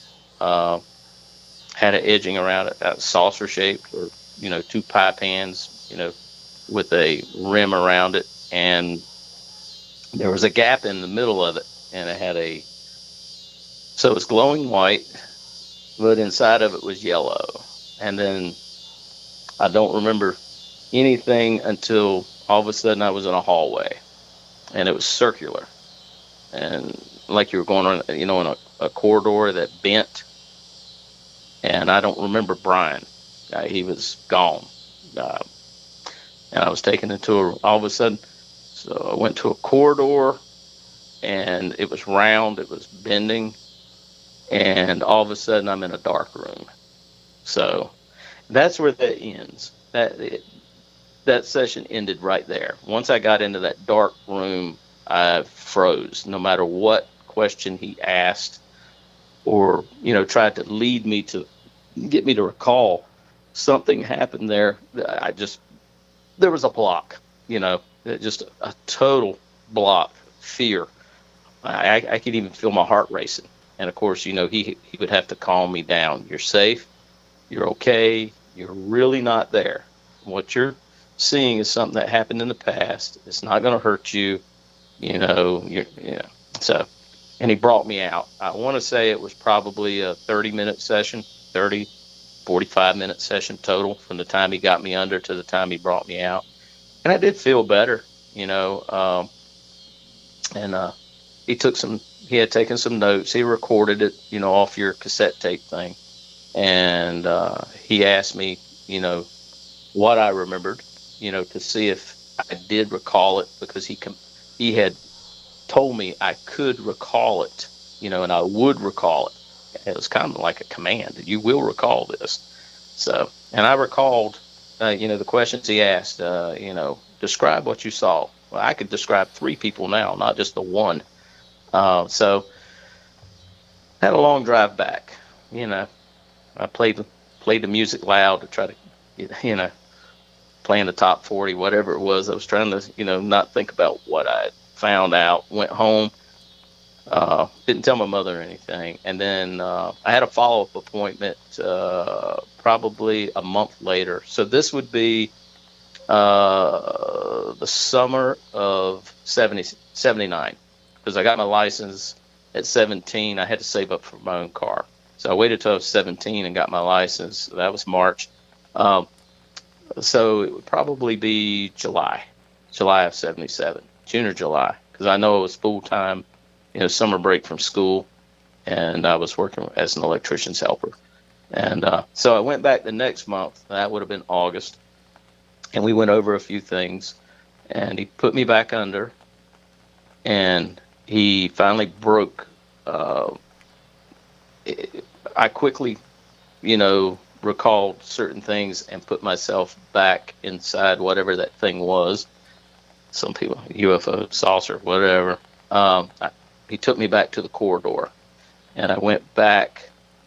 I actually remember going into a door instead of just all of a sudden I'm in darkness. And I remember being put on a table, and I laid on the table. That's all I remember, is just laying on a table. And then all of a sudden, I saw lights above me, but I didn't see nobody. I could hear movement, but I couldn't see it, and I couldn't move. Still couldn't move. And I don't know how long that was. Couldn't have been too long. And then after that, I was in a sitting position. I was sitting on something that had a back to it, a seat and a back. I was still immobilized. And then I saw another entity. Except this time it didn't have a helmet. It didn't have the white coveralls that were kind of self-luminescent. Didn't have gloves on. I didn't see anything below its waist. It had like you ever seen the movie Starship Troopers? Yeah. Big fan. Do you remember their dress uniform that was dark gray with the black stripes? Yeah. kind of Nazi looking. Yeah, that was the whole point. They were trying to. Yeah. There you go. Well, that's what he was dressed in. He was dressed in a what I call, a dark gray knitted jacket that had a high collar that was black and black seam going down the middle of it, like it was maybe velcroed or something. And all of a sudden, he was in front of my face.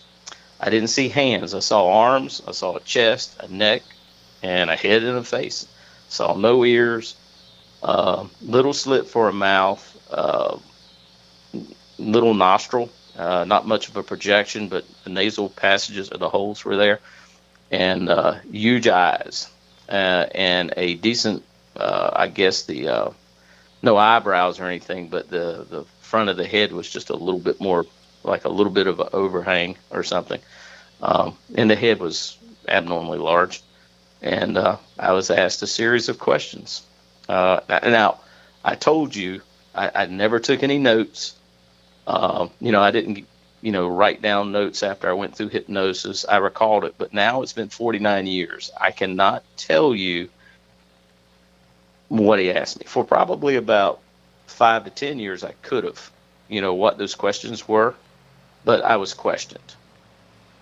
And I don't know what about. I don't know if it was about the weather. I don't know if it was about human behavior, our anatomy, or why do we do this. But I do remember that it was questions.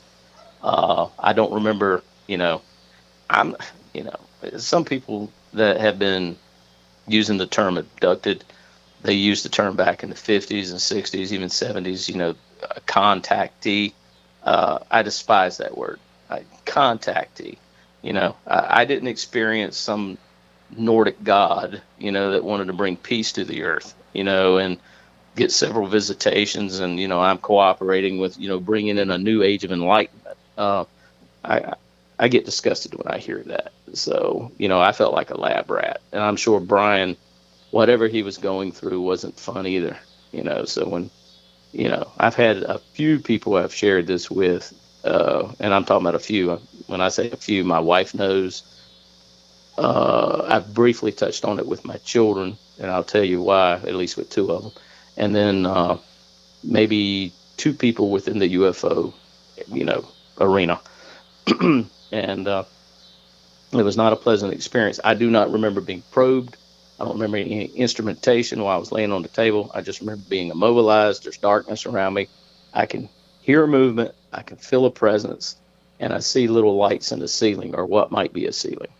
But I don't remember seeing any type of instruments or display panel, chairs. And then all of a sudden I'm in a chair, and this individual suddenly appears in front of me. There's no talking. I guess they would call it telepathy or telekinetic. I don't know. But I could hear him talking without the slit of his mouth couldn't have been more than an inch and a half wide. But there was never any lip movement. There was movement for him. I mean, he did move a little bit. I didn't have a feeling he was just a silhouette or, something of cardboard or anything. He had depth to him. There was an individual in front of me. But I took it as, I felt like a lab rat. So we get to that point, and then I freeze up again. I just can't go any deeper because whatever the questions are, and I cannot remember them, they're not pleasant. I don't remember anything about giving us a warning. You hear contactees talk about that. The Earth's going to be destroyed if we don't get rid of our nuclear weapon. There was no message like that. But there was something they wanted to know about us. I do remember that much. It had something to do with people, but I cannot remember the exact questions. And obviously they were interested. I don't remember having any marks on my body, like stiffness, red marks, puncture. I don't remember any, I don't remember experiencing any soreness in a joint or headaches or anything. And then all of a sudden I'm back out in the field. I go from, when I freeze up, I can't get past his face. It's something about his face in his questions. I just cannot. But I do not remember being taken from that point back out into the field. All of a sudden, me and Brian are back out in the field. There's that one guy again, and we start running back to the house. Yeah, so there's a little gap. I just cannot get past to how did they, I'm assuming they brought us back the same way they brought us there. I'm assuming, but I can't get past his face and his questions. So, but because of that, um, I'm not having the dreams anymore once or twice a week, after that second hypnotic session. And I think I go back one more time. If I remember correctly, I go back one more time. And instead of him, he attempts to get me to that point. I can get to that point with the face, but I can't get past that point. So it's only like 15 minutes. He can't get no more out of me. And I'm literally scared. I'm shaking. I just cannot. There's a block there, and I will not go beyond that because there's something said or something happened that my body can't deal with, or my mind can't deal with, or it frightened me enough. So, or maybe I'm told that you're not going to remember that. I don't know, but I can't get past that point. So he brings me out and he says, I'm going to teach you how to do self-hypnosis. I had no idea that there's a such thing as self-hypnosis. And he takes about 30, maybe 45 minutes to teach me self-hypnosis. And he says, you recall me doing this and this and this. And he gave me a piece of paper, where you relax yourself, take some deep breaths, and instead of saying it out loud, you say it internally, almost like you're the doctor, And he said, if you ever get nervous or you feel that you want to go back and relive the experience to see if you can remember more or whatever you wish to do, he said, I'm going to show you how to do it, but you cannot, you got to be serious about it and follow these steps. And if you have any problems with it, here's my phone number. This is not something you do lightly. But, and I did it maybe 3 times, and I was able to, I never could get past that point, but I was able to relive it and accept that something happened. It was not a dream, and it really helped me. And so that was the summer of 79. And, I had to ask off for 2 of the 3 appointments. I had to ask off from my boss and during that summer. And I think that 3rd session was in the fall. So I didn't miss any school time. I just, I did. I took the day off, but it's no big deal. But, things got better. Didn't have no more nightmares. I felt more at ease. I was still studying UFOs. I'd heard about Bigfoot. I hadn't got into that, but just mainly UFOs. I did not get into the contacting thing. I thought that was a bunch of crap. And I'm kind of like, I'm not saying those people have not had those experiences. It's just that my experience was different. I did not see them as being here to help. It was one-sided. They were interested, whatever they could do, they could do. I mentioned that felt like we were in a vacuum. Even when we ran home prior to going down there and coming back, there was no traffic. There was no human activity. It was like the air didn't even, I could feel a breeze, but it was kind of weird. So I left it at that, 79 after. So basically 80, I was still doing UFO stuff, but I was kind of backing off that. Didn't think about that sighting anymore. I think 80 was the last year I went back in the woods to check the spot during the winter of 80. And then I concentrated on dating, got my car in 79, and just focusing on graduation. Decided to go into the military, got married my first year in the military, started children. So, 80, I pretty well pushed that to the side. 81, I go in the military. 82, I get married. 83, concentrating on, my new marriage, military career, and 84, my first of 5 come. So, but I think I briefly mentioned this to you, and it was not, recorded because this was prior to us doing some other stuff. So I'd forgotten all about that, and my wife knew about it, but she didn't. I didn't tell her, the deep stuff. But I went when I went into the military. I went into the United States Air Force, went into late enlistment, and went in October of '81. And they chose my career. I went in open general. I did not have a guaranteed job. And while I was in basic training at San Antonio Air Force Base, well, San Antonio Lackland Air Force Base, me and two other people were taken out of a flight. And the Air Force calls our units flights, and there's anywhere from 45 to 55 guys inside of a, World War II barracks. And me and the other two guys were escorted by another individual to a building that had no windows. And we went in there, and there was a civilian guy. He said, I'm part of the Department of Defense. And the other two guys went with these other two people. And, I parked myself in front of this guy, and he said, I need to see your ID. And he asked me a few questions. I validated it. And he said, well, he said, you need to fill this out. He said, this form is going to take you about 3 hours to fill out on the average. And he said, you're going to use a pen instead of a pencil. So try not to make mistakes. If you make a mistake, exit out and put your initial beside it and correct it. And he sends me to this big, long table. He says, you're going to need this table. And I don't see anybody in that room. It takes me 3.5 hours. They ask questions from, have you ever done marijuana? Are you a homosexual? These are questions at this time period. Do you believe you're Jesus? Have you ever hurt anybody? Are you a sexual deviant? Have you ever watched pornography? All sorts of stuff. How good are you in school? Did you misbehave? How many parents do you have? How many siblings? Every question you could think of under the sun were asked. I don't think. Yeah, who your first grade teacher was. Oh, yeah. Yep. They did. I know the questionnaire. Yeah, which was Miss Riddick. So, yep. And I have good memory and good recall. I can tell you all my teachers right up to graduation, and even most of my college teachers. But so I filled that out, handed it back to him, and then we spent probably 30 minutes him going over it to make sure, one, I understood certain questions, and number two, I didn't leave anything blank. And I think I left one or two blank that I had to correct right then and there. And then there was one I misunderstood, and we had to correct some of these questions. And he said, okay, thank you, Airman Bryce. You'll be escorted back to your flight. And that was it. He didn't tell me why they were doing it. He didn't even tell me it was for security clearance. So I was I was clueless to why I was brought down there, and clueless to why what was going to happen afterwards.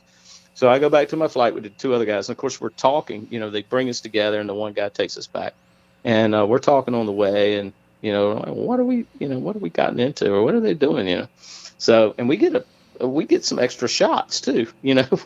We go, normally they carry everybody through the line at one time. We have to go and get some extra shots. That's kind of weird. So, and I don't even know what those shots were. I don't even think they're on my They my card. never tell us. They never tell us. So I still have my card from the Air Force with all the shots, but if I remember right, I don't remember them recording that, because normally, you have your shot record with you. Yep. You take it through the line with you. I don't remember taking my shot record for those two. But having said that, being I didn't have a guaranteed job, 2 days before I go to graduate, and back then it was 6 or 7 weeks for basic training, they call me and the other two guys up to the same building. And I'm like, okay. So we go up there. And then another guy, I guess it's another Department of Defense civilian worker, he pulls me to the side. He pulls me into me and the other two guys into this room that's got tables and stuff. And there's 2 packets. And he tells the two guys, these are your packets. You can go ahead and I want you to take them and look at them, sit down, look through them. And if you have any questions, you can talk with me. And then I'm going to send all 3 of you back. And he said, Airman Bryce, come over here. He said, we don't have a packet for you. Your career field is brand new. We've got one class that just started last month. You will be included in the second class. And he said, your job is on the back of that chalkboard. You remember the chalkboards that were on wheels and you could flip them over? Yep.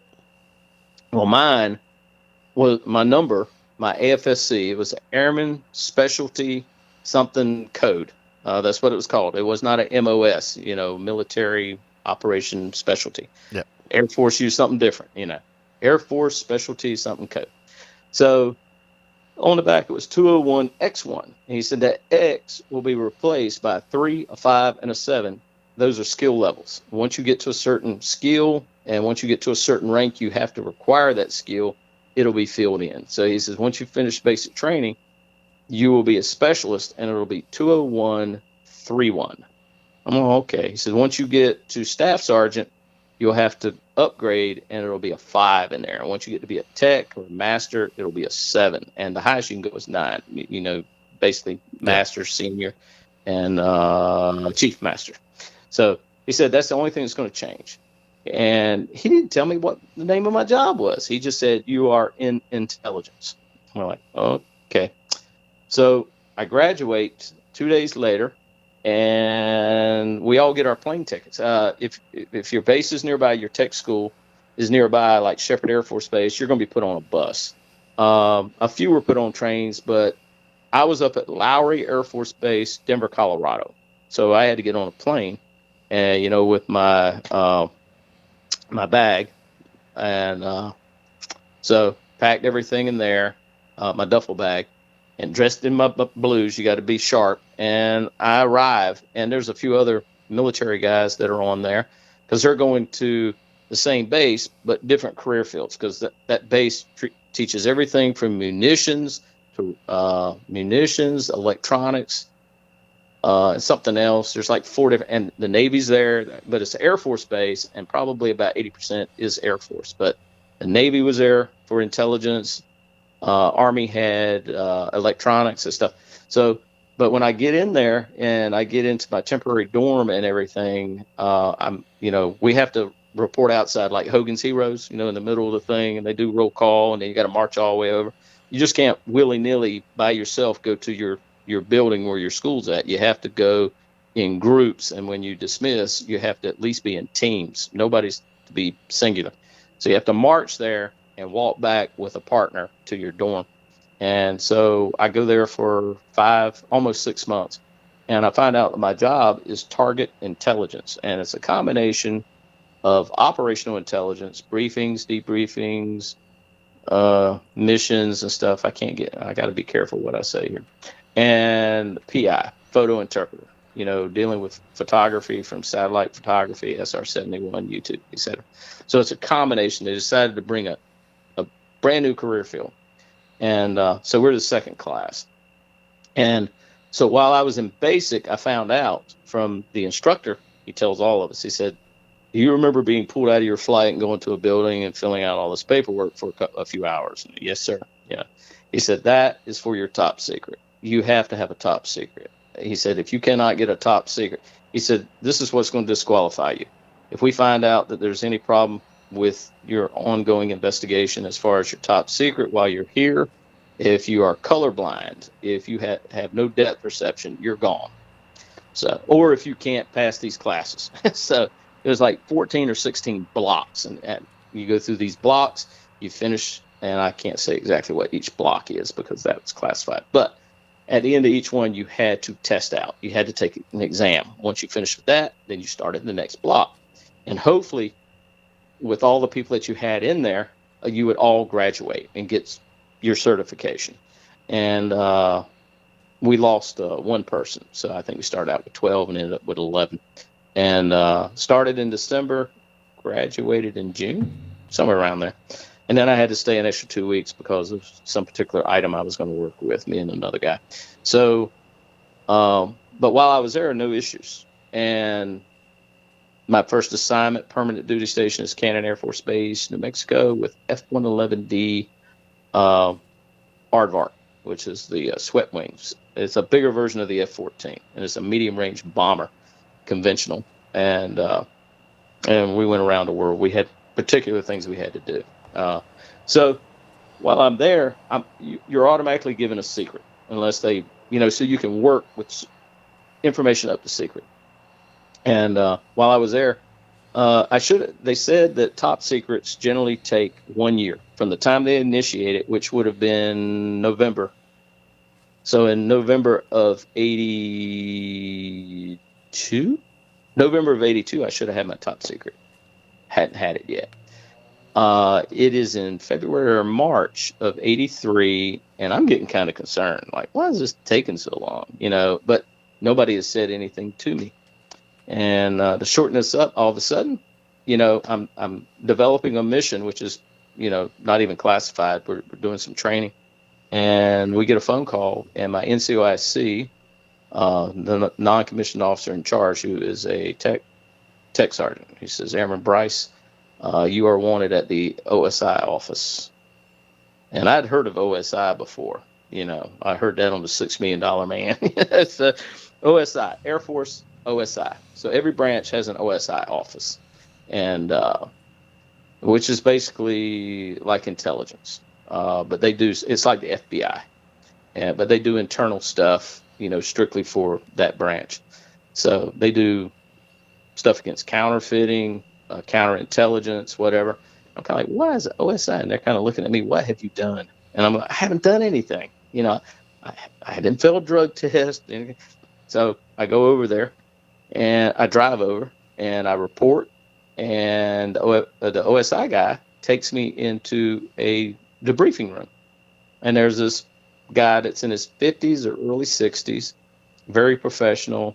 All the OSI guys are dressed like FBI guys with a shirt and tie, the jackets and everything. They're very professional. Most of them started in, security, but, you could go into OSI.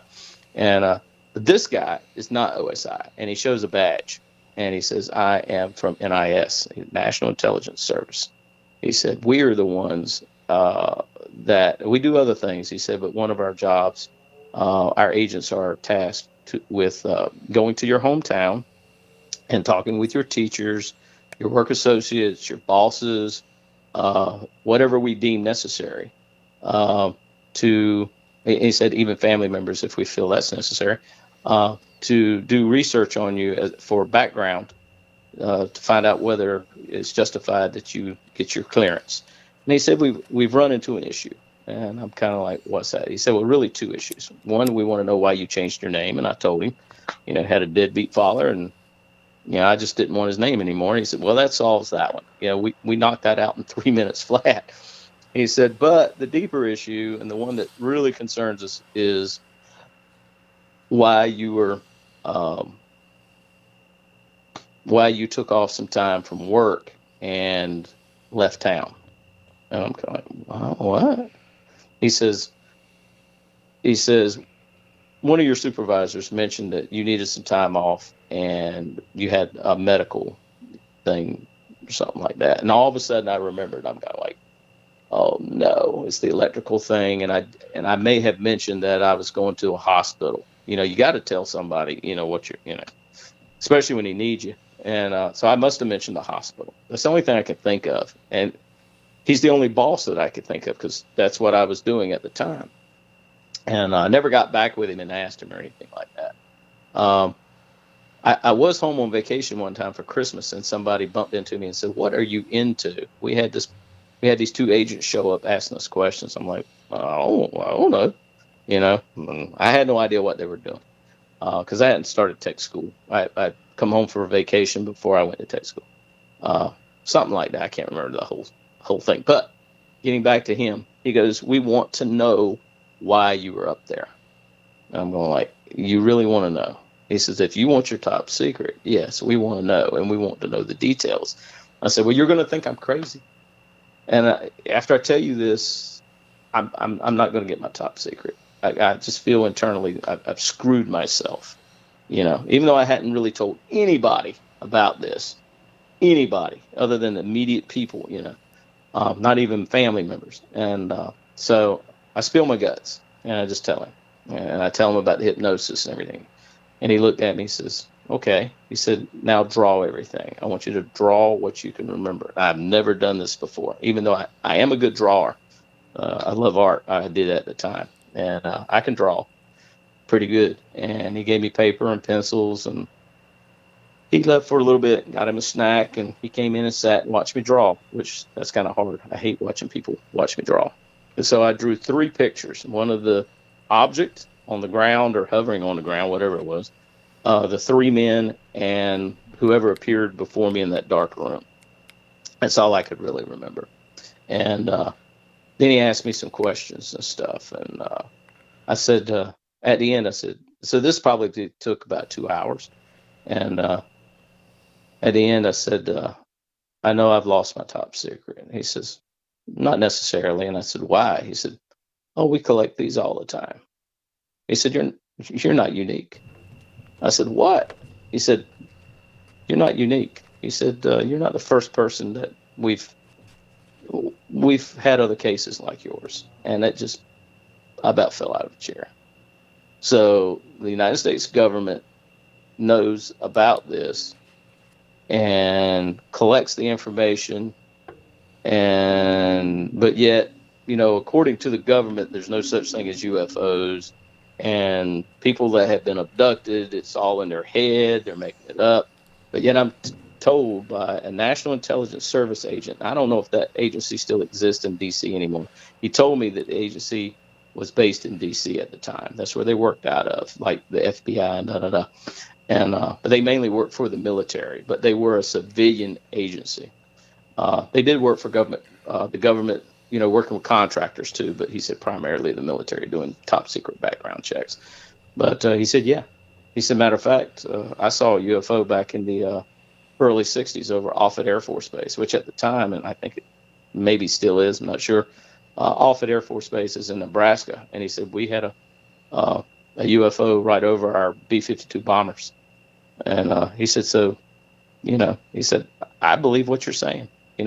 I believe what you're saying is what truth you know it to be. He said, I can't verify that that's what happened to you, but you believe it happened.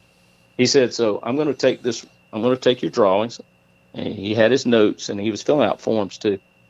I said, I'm going to update these forms. And he said, I'm going to get an appointment with you at the base hospital, which was Cannon Air Force Base, New Mexico, right up the road. We were on the base.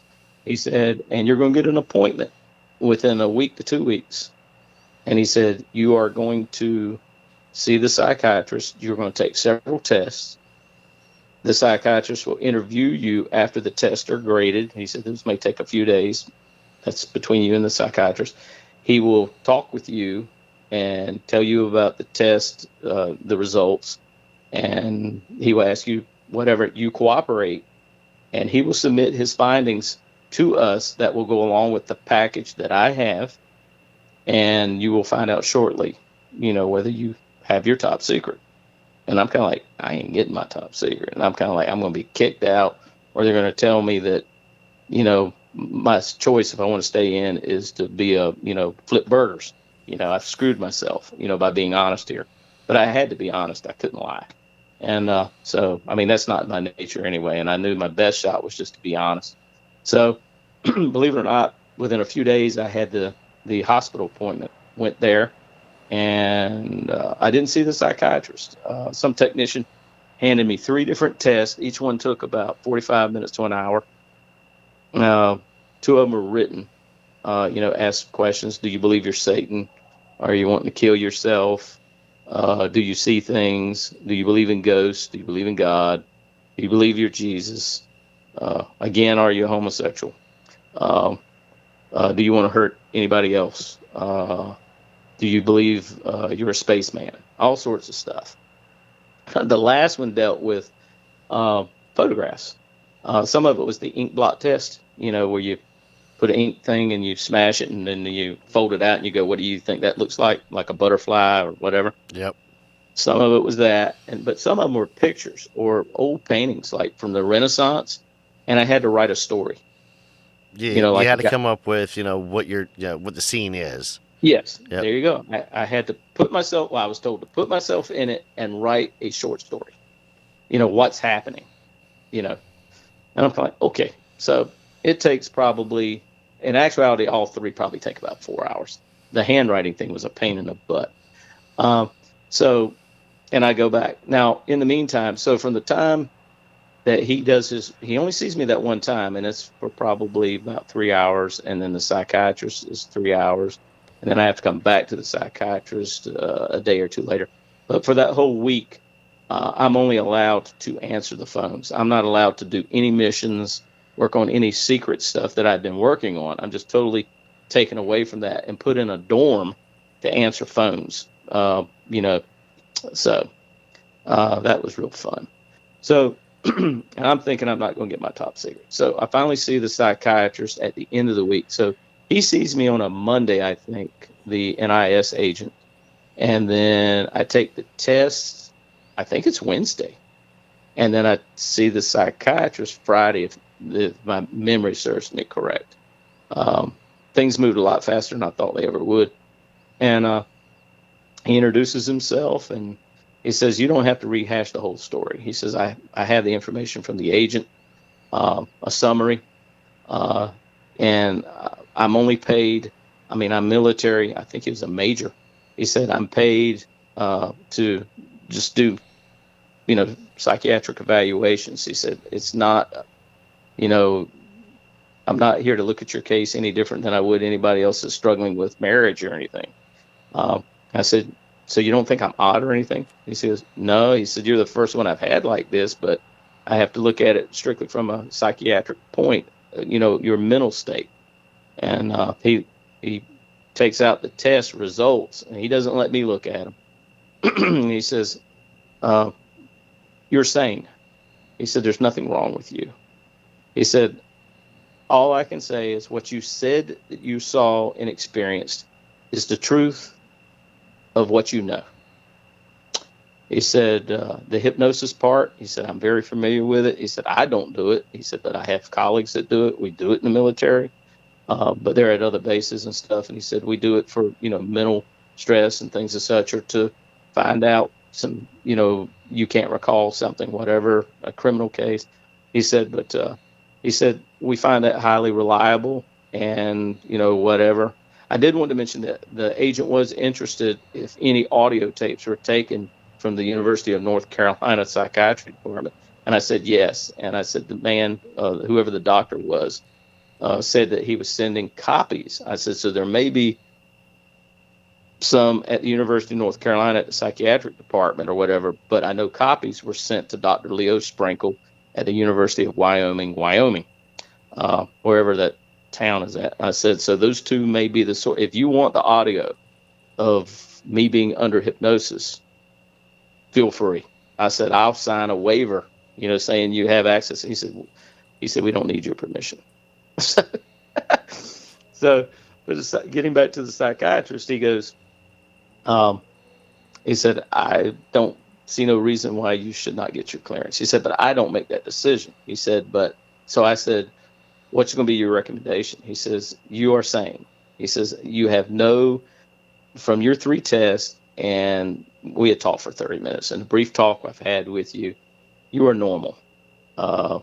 You don't have any more stress than anybody else. He said, everybody has their stress. He says, but you're okay. He said, I'm going to recommend that you get your top secret based upon your psychiatric test. He said, but the higher ups will decide whether they're going to take my recommendation or not. And he said, mine's just a piece of the puzzle. It's up to higher ups, and there's other pieces of the puzzle that have to be weighed. I said, yes, sir. So that was a Friday. I came in Monday morning to the dorm to answer phones, and they said, you need to go back down to your squadron. And I said, yes, sir. And I went to my squadron, went to my office. I work with 4 other people. And the NCOIC, the OIC officer in charge, and the NCOIC non-commissioned officer in charge took me to their desk on the side of the room. They said, we just got a rip, which is basically like a teletype. We got a rip from the office. You've got your top secret. We're talking about over the weekend, and I had my top secret. So, but they were very interested in everything that I saw, everything I remembered, and they were interested in those audio tapes, and they wanted to know who had them, if anybody still had them. So, and what shocked me most of all was the NIS agent said, "You're not unique. You're not unique." We've taken these reports before. Yeah, that's what stood out to me about that was, his demeanor, the It way was he very handled it. Yeah. It was very relaxed, very relaxed. He was very professional, but he wasn't shocked by what I was telling him. Well, I mean, in all honesty, I mean, this has been happening forever to people, unfortunately. Yeah, And, I gotta get ready to bring this in for a landing. There's some observations that I made. I had a bunch of questions and stuff, but you pretty much answered most of them as you went. yeah. I So, try to be. but one thing I did notice is that when you were going back and talking about what took place on the craft, the thing, whatever it was, your accent came out a little bit more. Oh, Which not a bad thing. It's just one of those things. yeah, I caught it 'cause I wrote it down. His accent, I wrote down his accent's coming out, and part of that right there is due to the stress of the situation. Even though this took place in yeah. 1976, this is still. I mean, I, this is you going to know, leave a mark on you. yeah. I'll mention it that I woke up last night, and I have sleepless nights because I'm up in age, and sometimes you got to go to the bathroom, and sometimes when you go to bed, you don't go back to sleep. But last night I didn't go back to sleep, and for the first time in years, I thought about, because this phone conversation was coming up, I wasn't trying to recall stuff. It automatically came to me, and my memory started coming back. It wasn't pleasant. So, Well, I mean, tossed and turned. and I'll be honest with you, you did great. I mean, Yeah. it was a non. I mean, we're still recording. Yeah. I got to bring in for a landing because we're Yeah, just a little right. over 2 hours now. Oh, Um, yeah. But one, I'll tell you, I believe you. I have zero Yeah. doubt of what encountered. And Yeah. I'm wondering about the nightmares that you had for those 2 weeks. Wondering if they didn't come back. Well, Wondering, like yeah. when you said the neighborhood, like the one dream you had of the neighborhood Being taken. being Yeah. taken. For some reason, that wouldn't surprise me either. And I'm wondering, honestly, how many times does this happen? Well, my research years later, I read about somebody that had a similar experience about their neighborhood being taken. And I remember something in Australia where supposedly a light or a UFO had landed, beside a highway. And a couple remembered, up to a point they went through hypnosis and come to find out all the cars behind them that had stopped, every one of them were taken. See, that wouldn't surprise me one bit. Yeah. So it has, because I, as I mentioned to you before, because up until I got in the Air Force and got busy, marriage, family, I finally was able to put it to the side, and the hypnosis did help. I was, at least from 76 through 80, UFOlogy, if that's what they called it back then, became almost like a religion to me. I just ate it up. Every little, I got out of sports, and I wanted to research. I wanted to find out what I had experienced. Has anybody seen what I've seen? I look for pictures. I look for, descriptions of UFO knots or whatever. Did anybody with a diamond-shaped helmet? I wanted, and I've yet to find anything. There was something in Japan. Somebody took a picture that looked very, very close to what I remembered without the gloves and the boots. It's kind of weird, and I cannot remember. I think it was back in the early 70s. There was a Japanese island, and this guy took a picture of this luminous human-shaped thing, and I'm going like, oh, my God, that's close, But having said that, once I got out of it, I got out of it. But I was serious about it, even as a teenager, because I wanted an explanation. And then I got wrapped up in it. Even my mother was kind of like, you spend your other than artwork, you spend all your free time and any of your excess money that you don't have to pay your car insurance or whatever with, you spend it on UFO magazines. Are you okay? Yeah, Mom, I'm doing all right. You sure? Yep. So we lived in a haunted house as a kid, and that's what got me. Oh, that's what put me into the paranormal. And I was the kid in the library poring over books of ghosts and haunted houses and poltergeists. And because you said that, I'm going to mention this. During that time period, or a little after my first experience, so that was in November. At least it was the spring or summer. I noticed that I could concentrate and slightly move stuff. I could move my. See, here we are 2 hours into it, and you're dropping this bomb on me. Yeah. So I mean, I could move my gas needle. I could make a pencil roll across the thing. I woke up one night and you were talking about haunting. So this reminds me, and it took place a few months after the UFO thing, but I remember waking up, and this is after the light had disappeared. So it would probably be in January or February. I remember it was still cold, but I woke up and noticed the kitchen light was on, which is unusual. My mother's on third shift, but we cut off all the lights. You didn't leave no lights on because my mother had to pay that bill. Mother would kill us. So, but I lean up in the bed and notice the lights on in the kitchen. I'm thinking my sister must be up getting something, which is highly unusual. And I look in, and I can see directly into the kitchen from my bedroom door, which is open. And I see the cat on the floor, and the cat's looking up at the sink. And the dish drainer, we had, a plastic dish drainer, and with dishes in it, and it lifts up, it levitates and crashes right in front of the cat, and the cat comes screaming out. And my sister gets up going like, "What is going on?" And I'm saying, I thought she was in there at first. And I said, I had to tell her the next morning what I saw. And she said, that's the only thing that makes sense. She said, I woke up right before the crash and I noticed the light and I was getting ready to get out of the bed to go cut it off. I thought you had left the light on, but she couldn't see into the kitchen because her bed was away from it. And she goes, and she went in there and picked everything up. I got up and watched her pick stuff up. I was still kind of stunned by what I was seeing. And she talked with me. She said, yeah, it don't make sense, but it makes sense because Mama's not home. You didn't get up because you came in after I got in. So obviously, she said, it makes no sense. She said, it's scary. So let's not talk about it no more. So, we did have some manifestations. That is a whole other rabbit hole to go down into. Oh, yeah. Because, in all honesty, if you look at a lot of the Sasquatch encounters out in the woods, not only the Class A's, but the Class B's and such, and you were to take those and put those into a house, that's poltergeist activity. Yeah. So now we're opening up another can, tying into what took place with you and what these things were.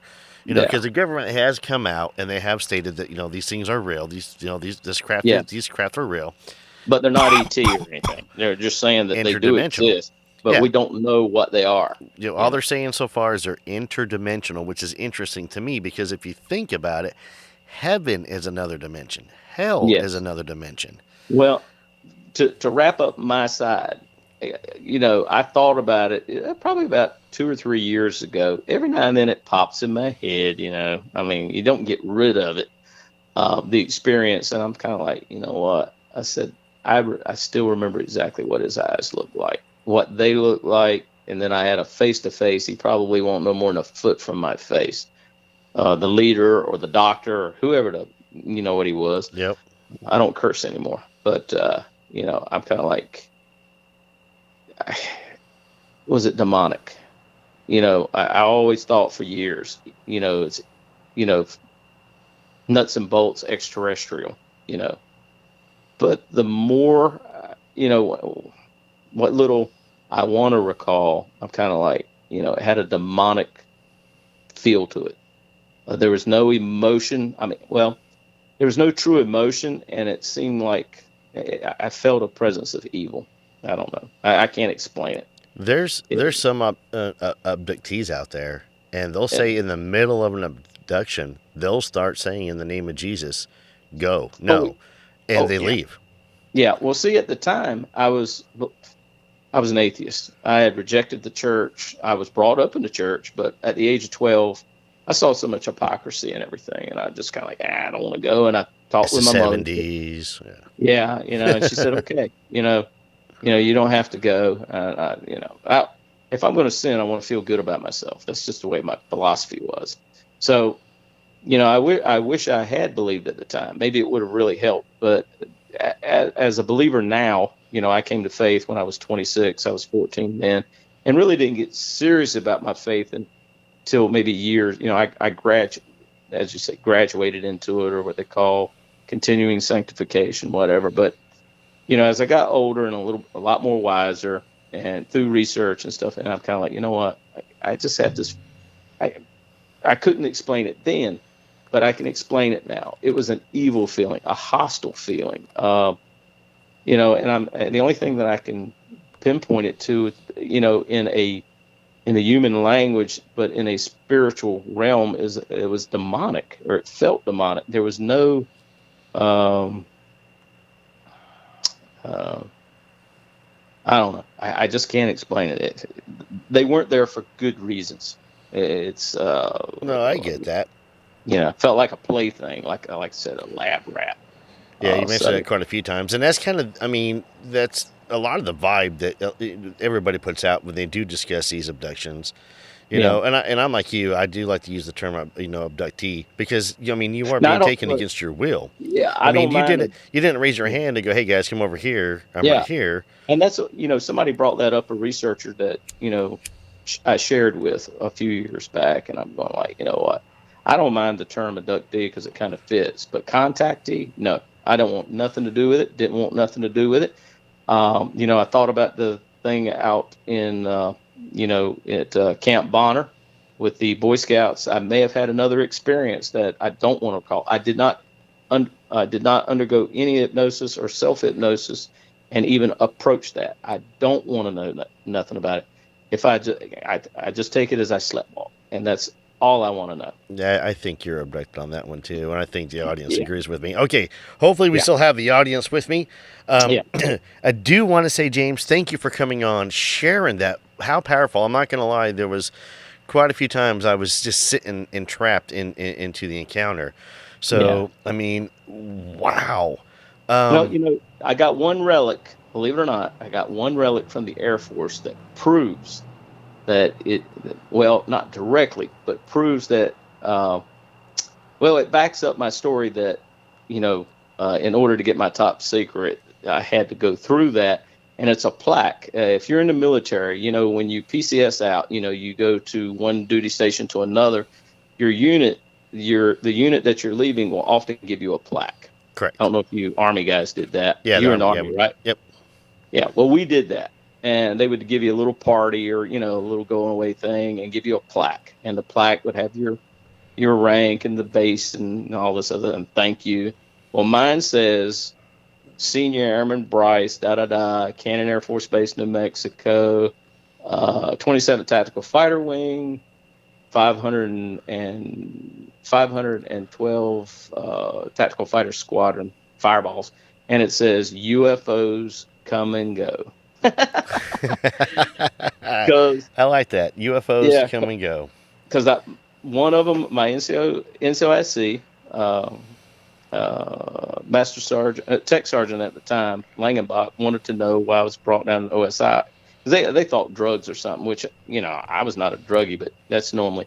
And I'm going, why? It wasn't OSI, it was NIS. And they wanted to know something that happened when I was a teenager. What is that? I just saw a UFO. I didn't tell them about seeing other things or anything like that. So in a true military fashion, they made it to a plaque. That's great. I'm not.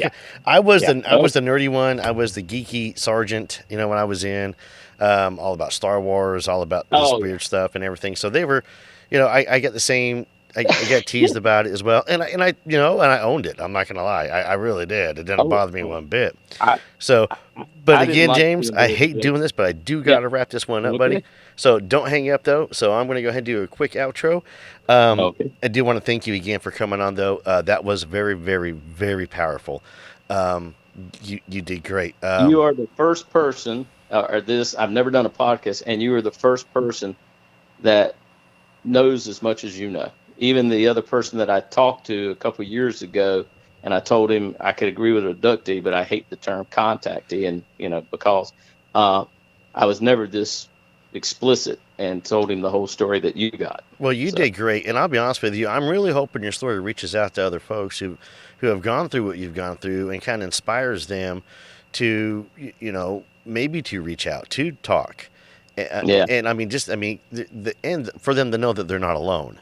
Yeah. You know, like you Hopefully trying I to will- research and stuff, and through podcasting, that's one of the best. That's one of the great gifts that we have is that Now we're I just able to gotta- connect others. Yeah. Now I just gotta hope somebody from DC doesn't show up my door and ask me why I was talking. I don't know. They didn't tell me to keep my mouth shut. So. Well, when we get ready to upload it and start editing it, we'll find out how it goes. Because I have a couple of topics that when I go on other shows, Yeah. that I've done, there's a lot of interference and stuff. There's one show I did, Dudes from the Internet, that I'm starting with chumming with this, not chumming with this, but with Miss Monsters and Mullets and Nevermore Hollows.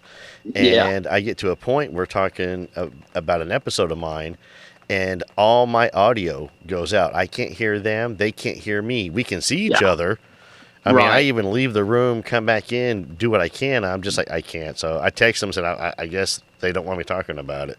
Yeah. And I've had to re-record a couple of other episodes already Well, for my incident down in Fort Hood. The best thing that the government always does for the most part, up until recently, is to deny and just leave it alone, because the majority of people aren't going to believe you anyway. Well, they're still going to deny. I mean, they're going to look at the whole entire, the people and everything for this and just kind of, laugh us off. But that's fine because there's a lot more of us out there than they realize. So, all right, James, I'm going to mute you real quick and I'm going to wrap this party up. Okay. All right. I appreciate everything. Thank you again, James. I appreciate it. Folks, that was powerful. I mean, I 100% believe everything that James went through. His stories flows. It's consistent. There's no hiccups. He does a great job with it. I am bringing this in for a landing now, though. I do want to tell you guys right off the bat, thank you again for listening. Thank you for all the shares out there. If you've had an encounter and you want to come on the show, email me, drunkencryptids@gmail.com. Please continue to like and share the show, you guys. We are moving higher up in the algorithms. I appreciate it. We do have a Buy Me a Coffee, and we do have a Patreon, so check those things out.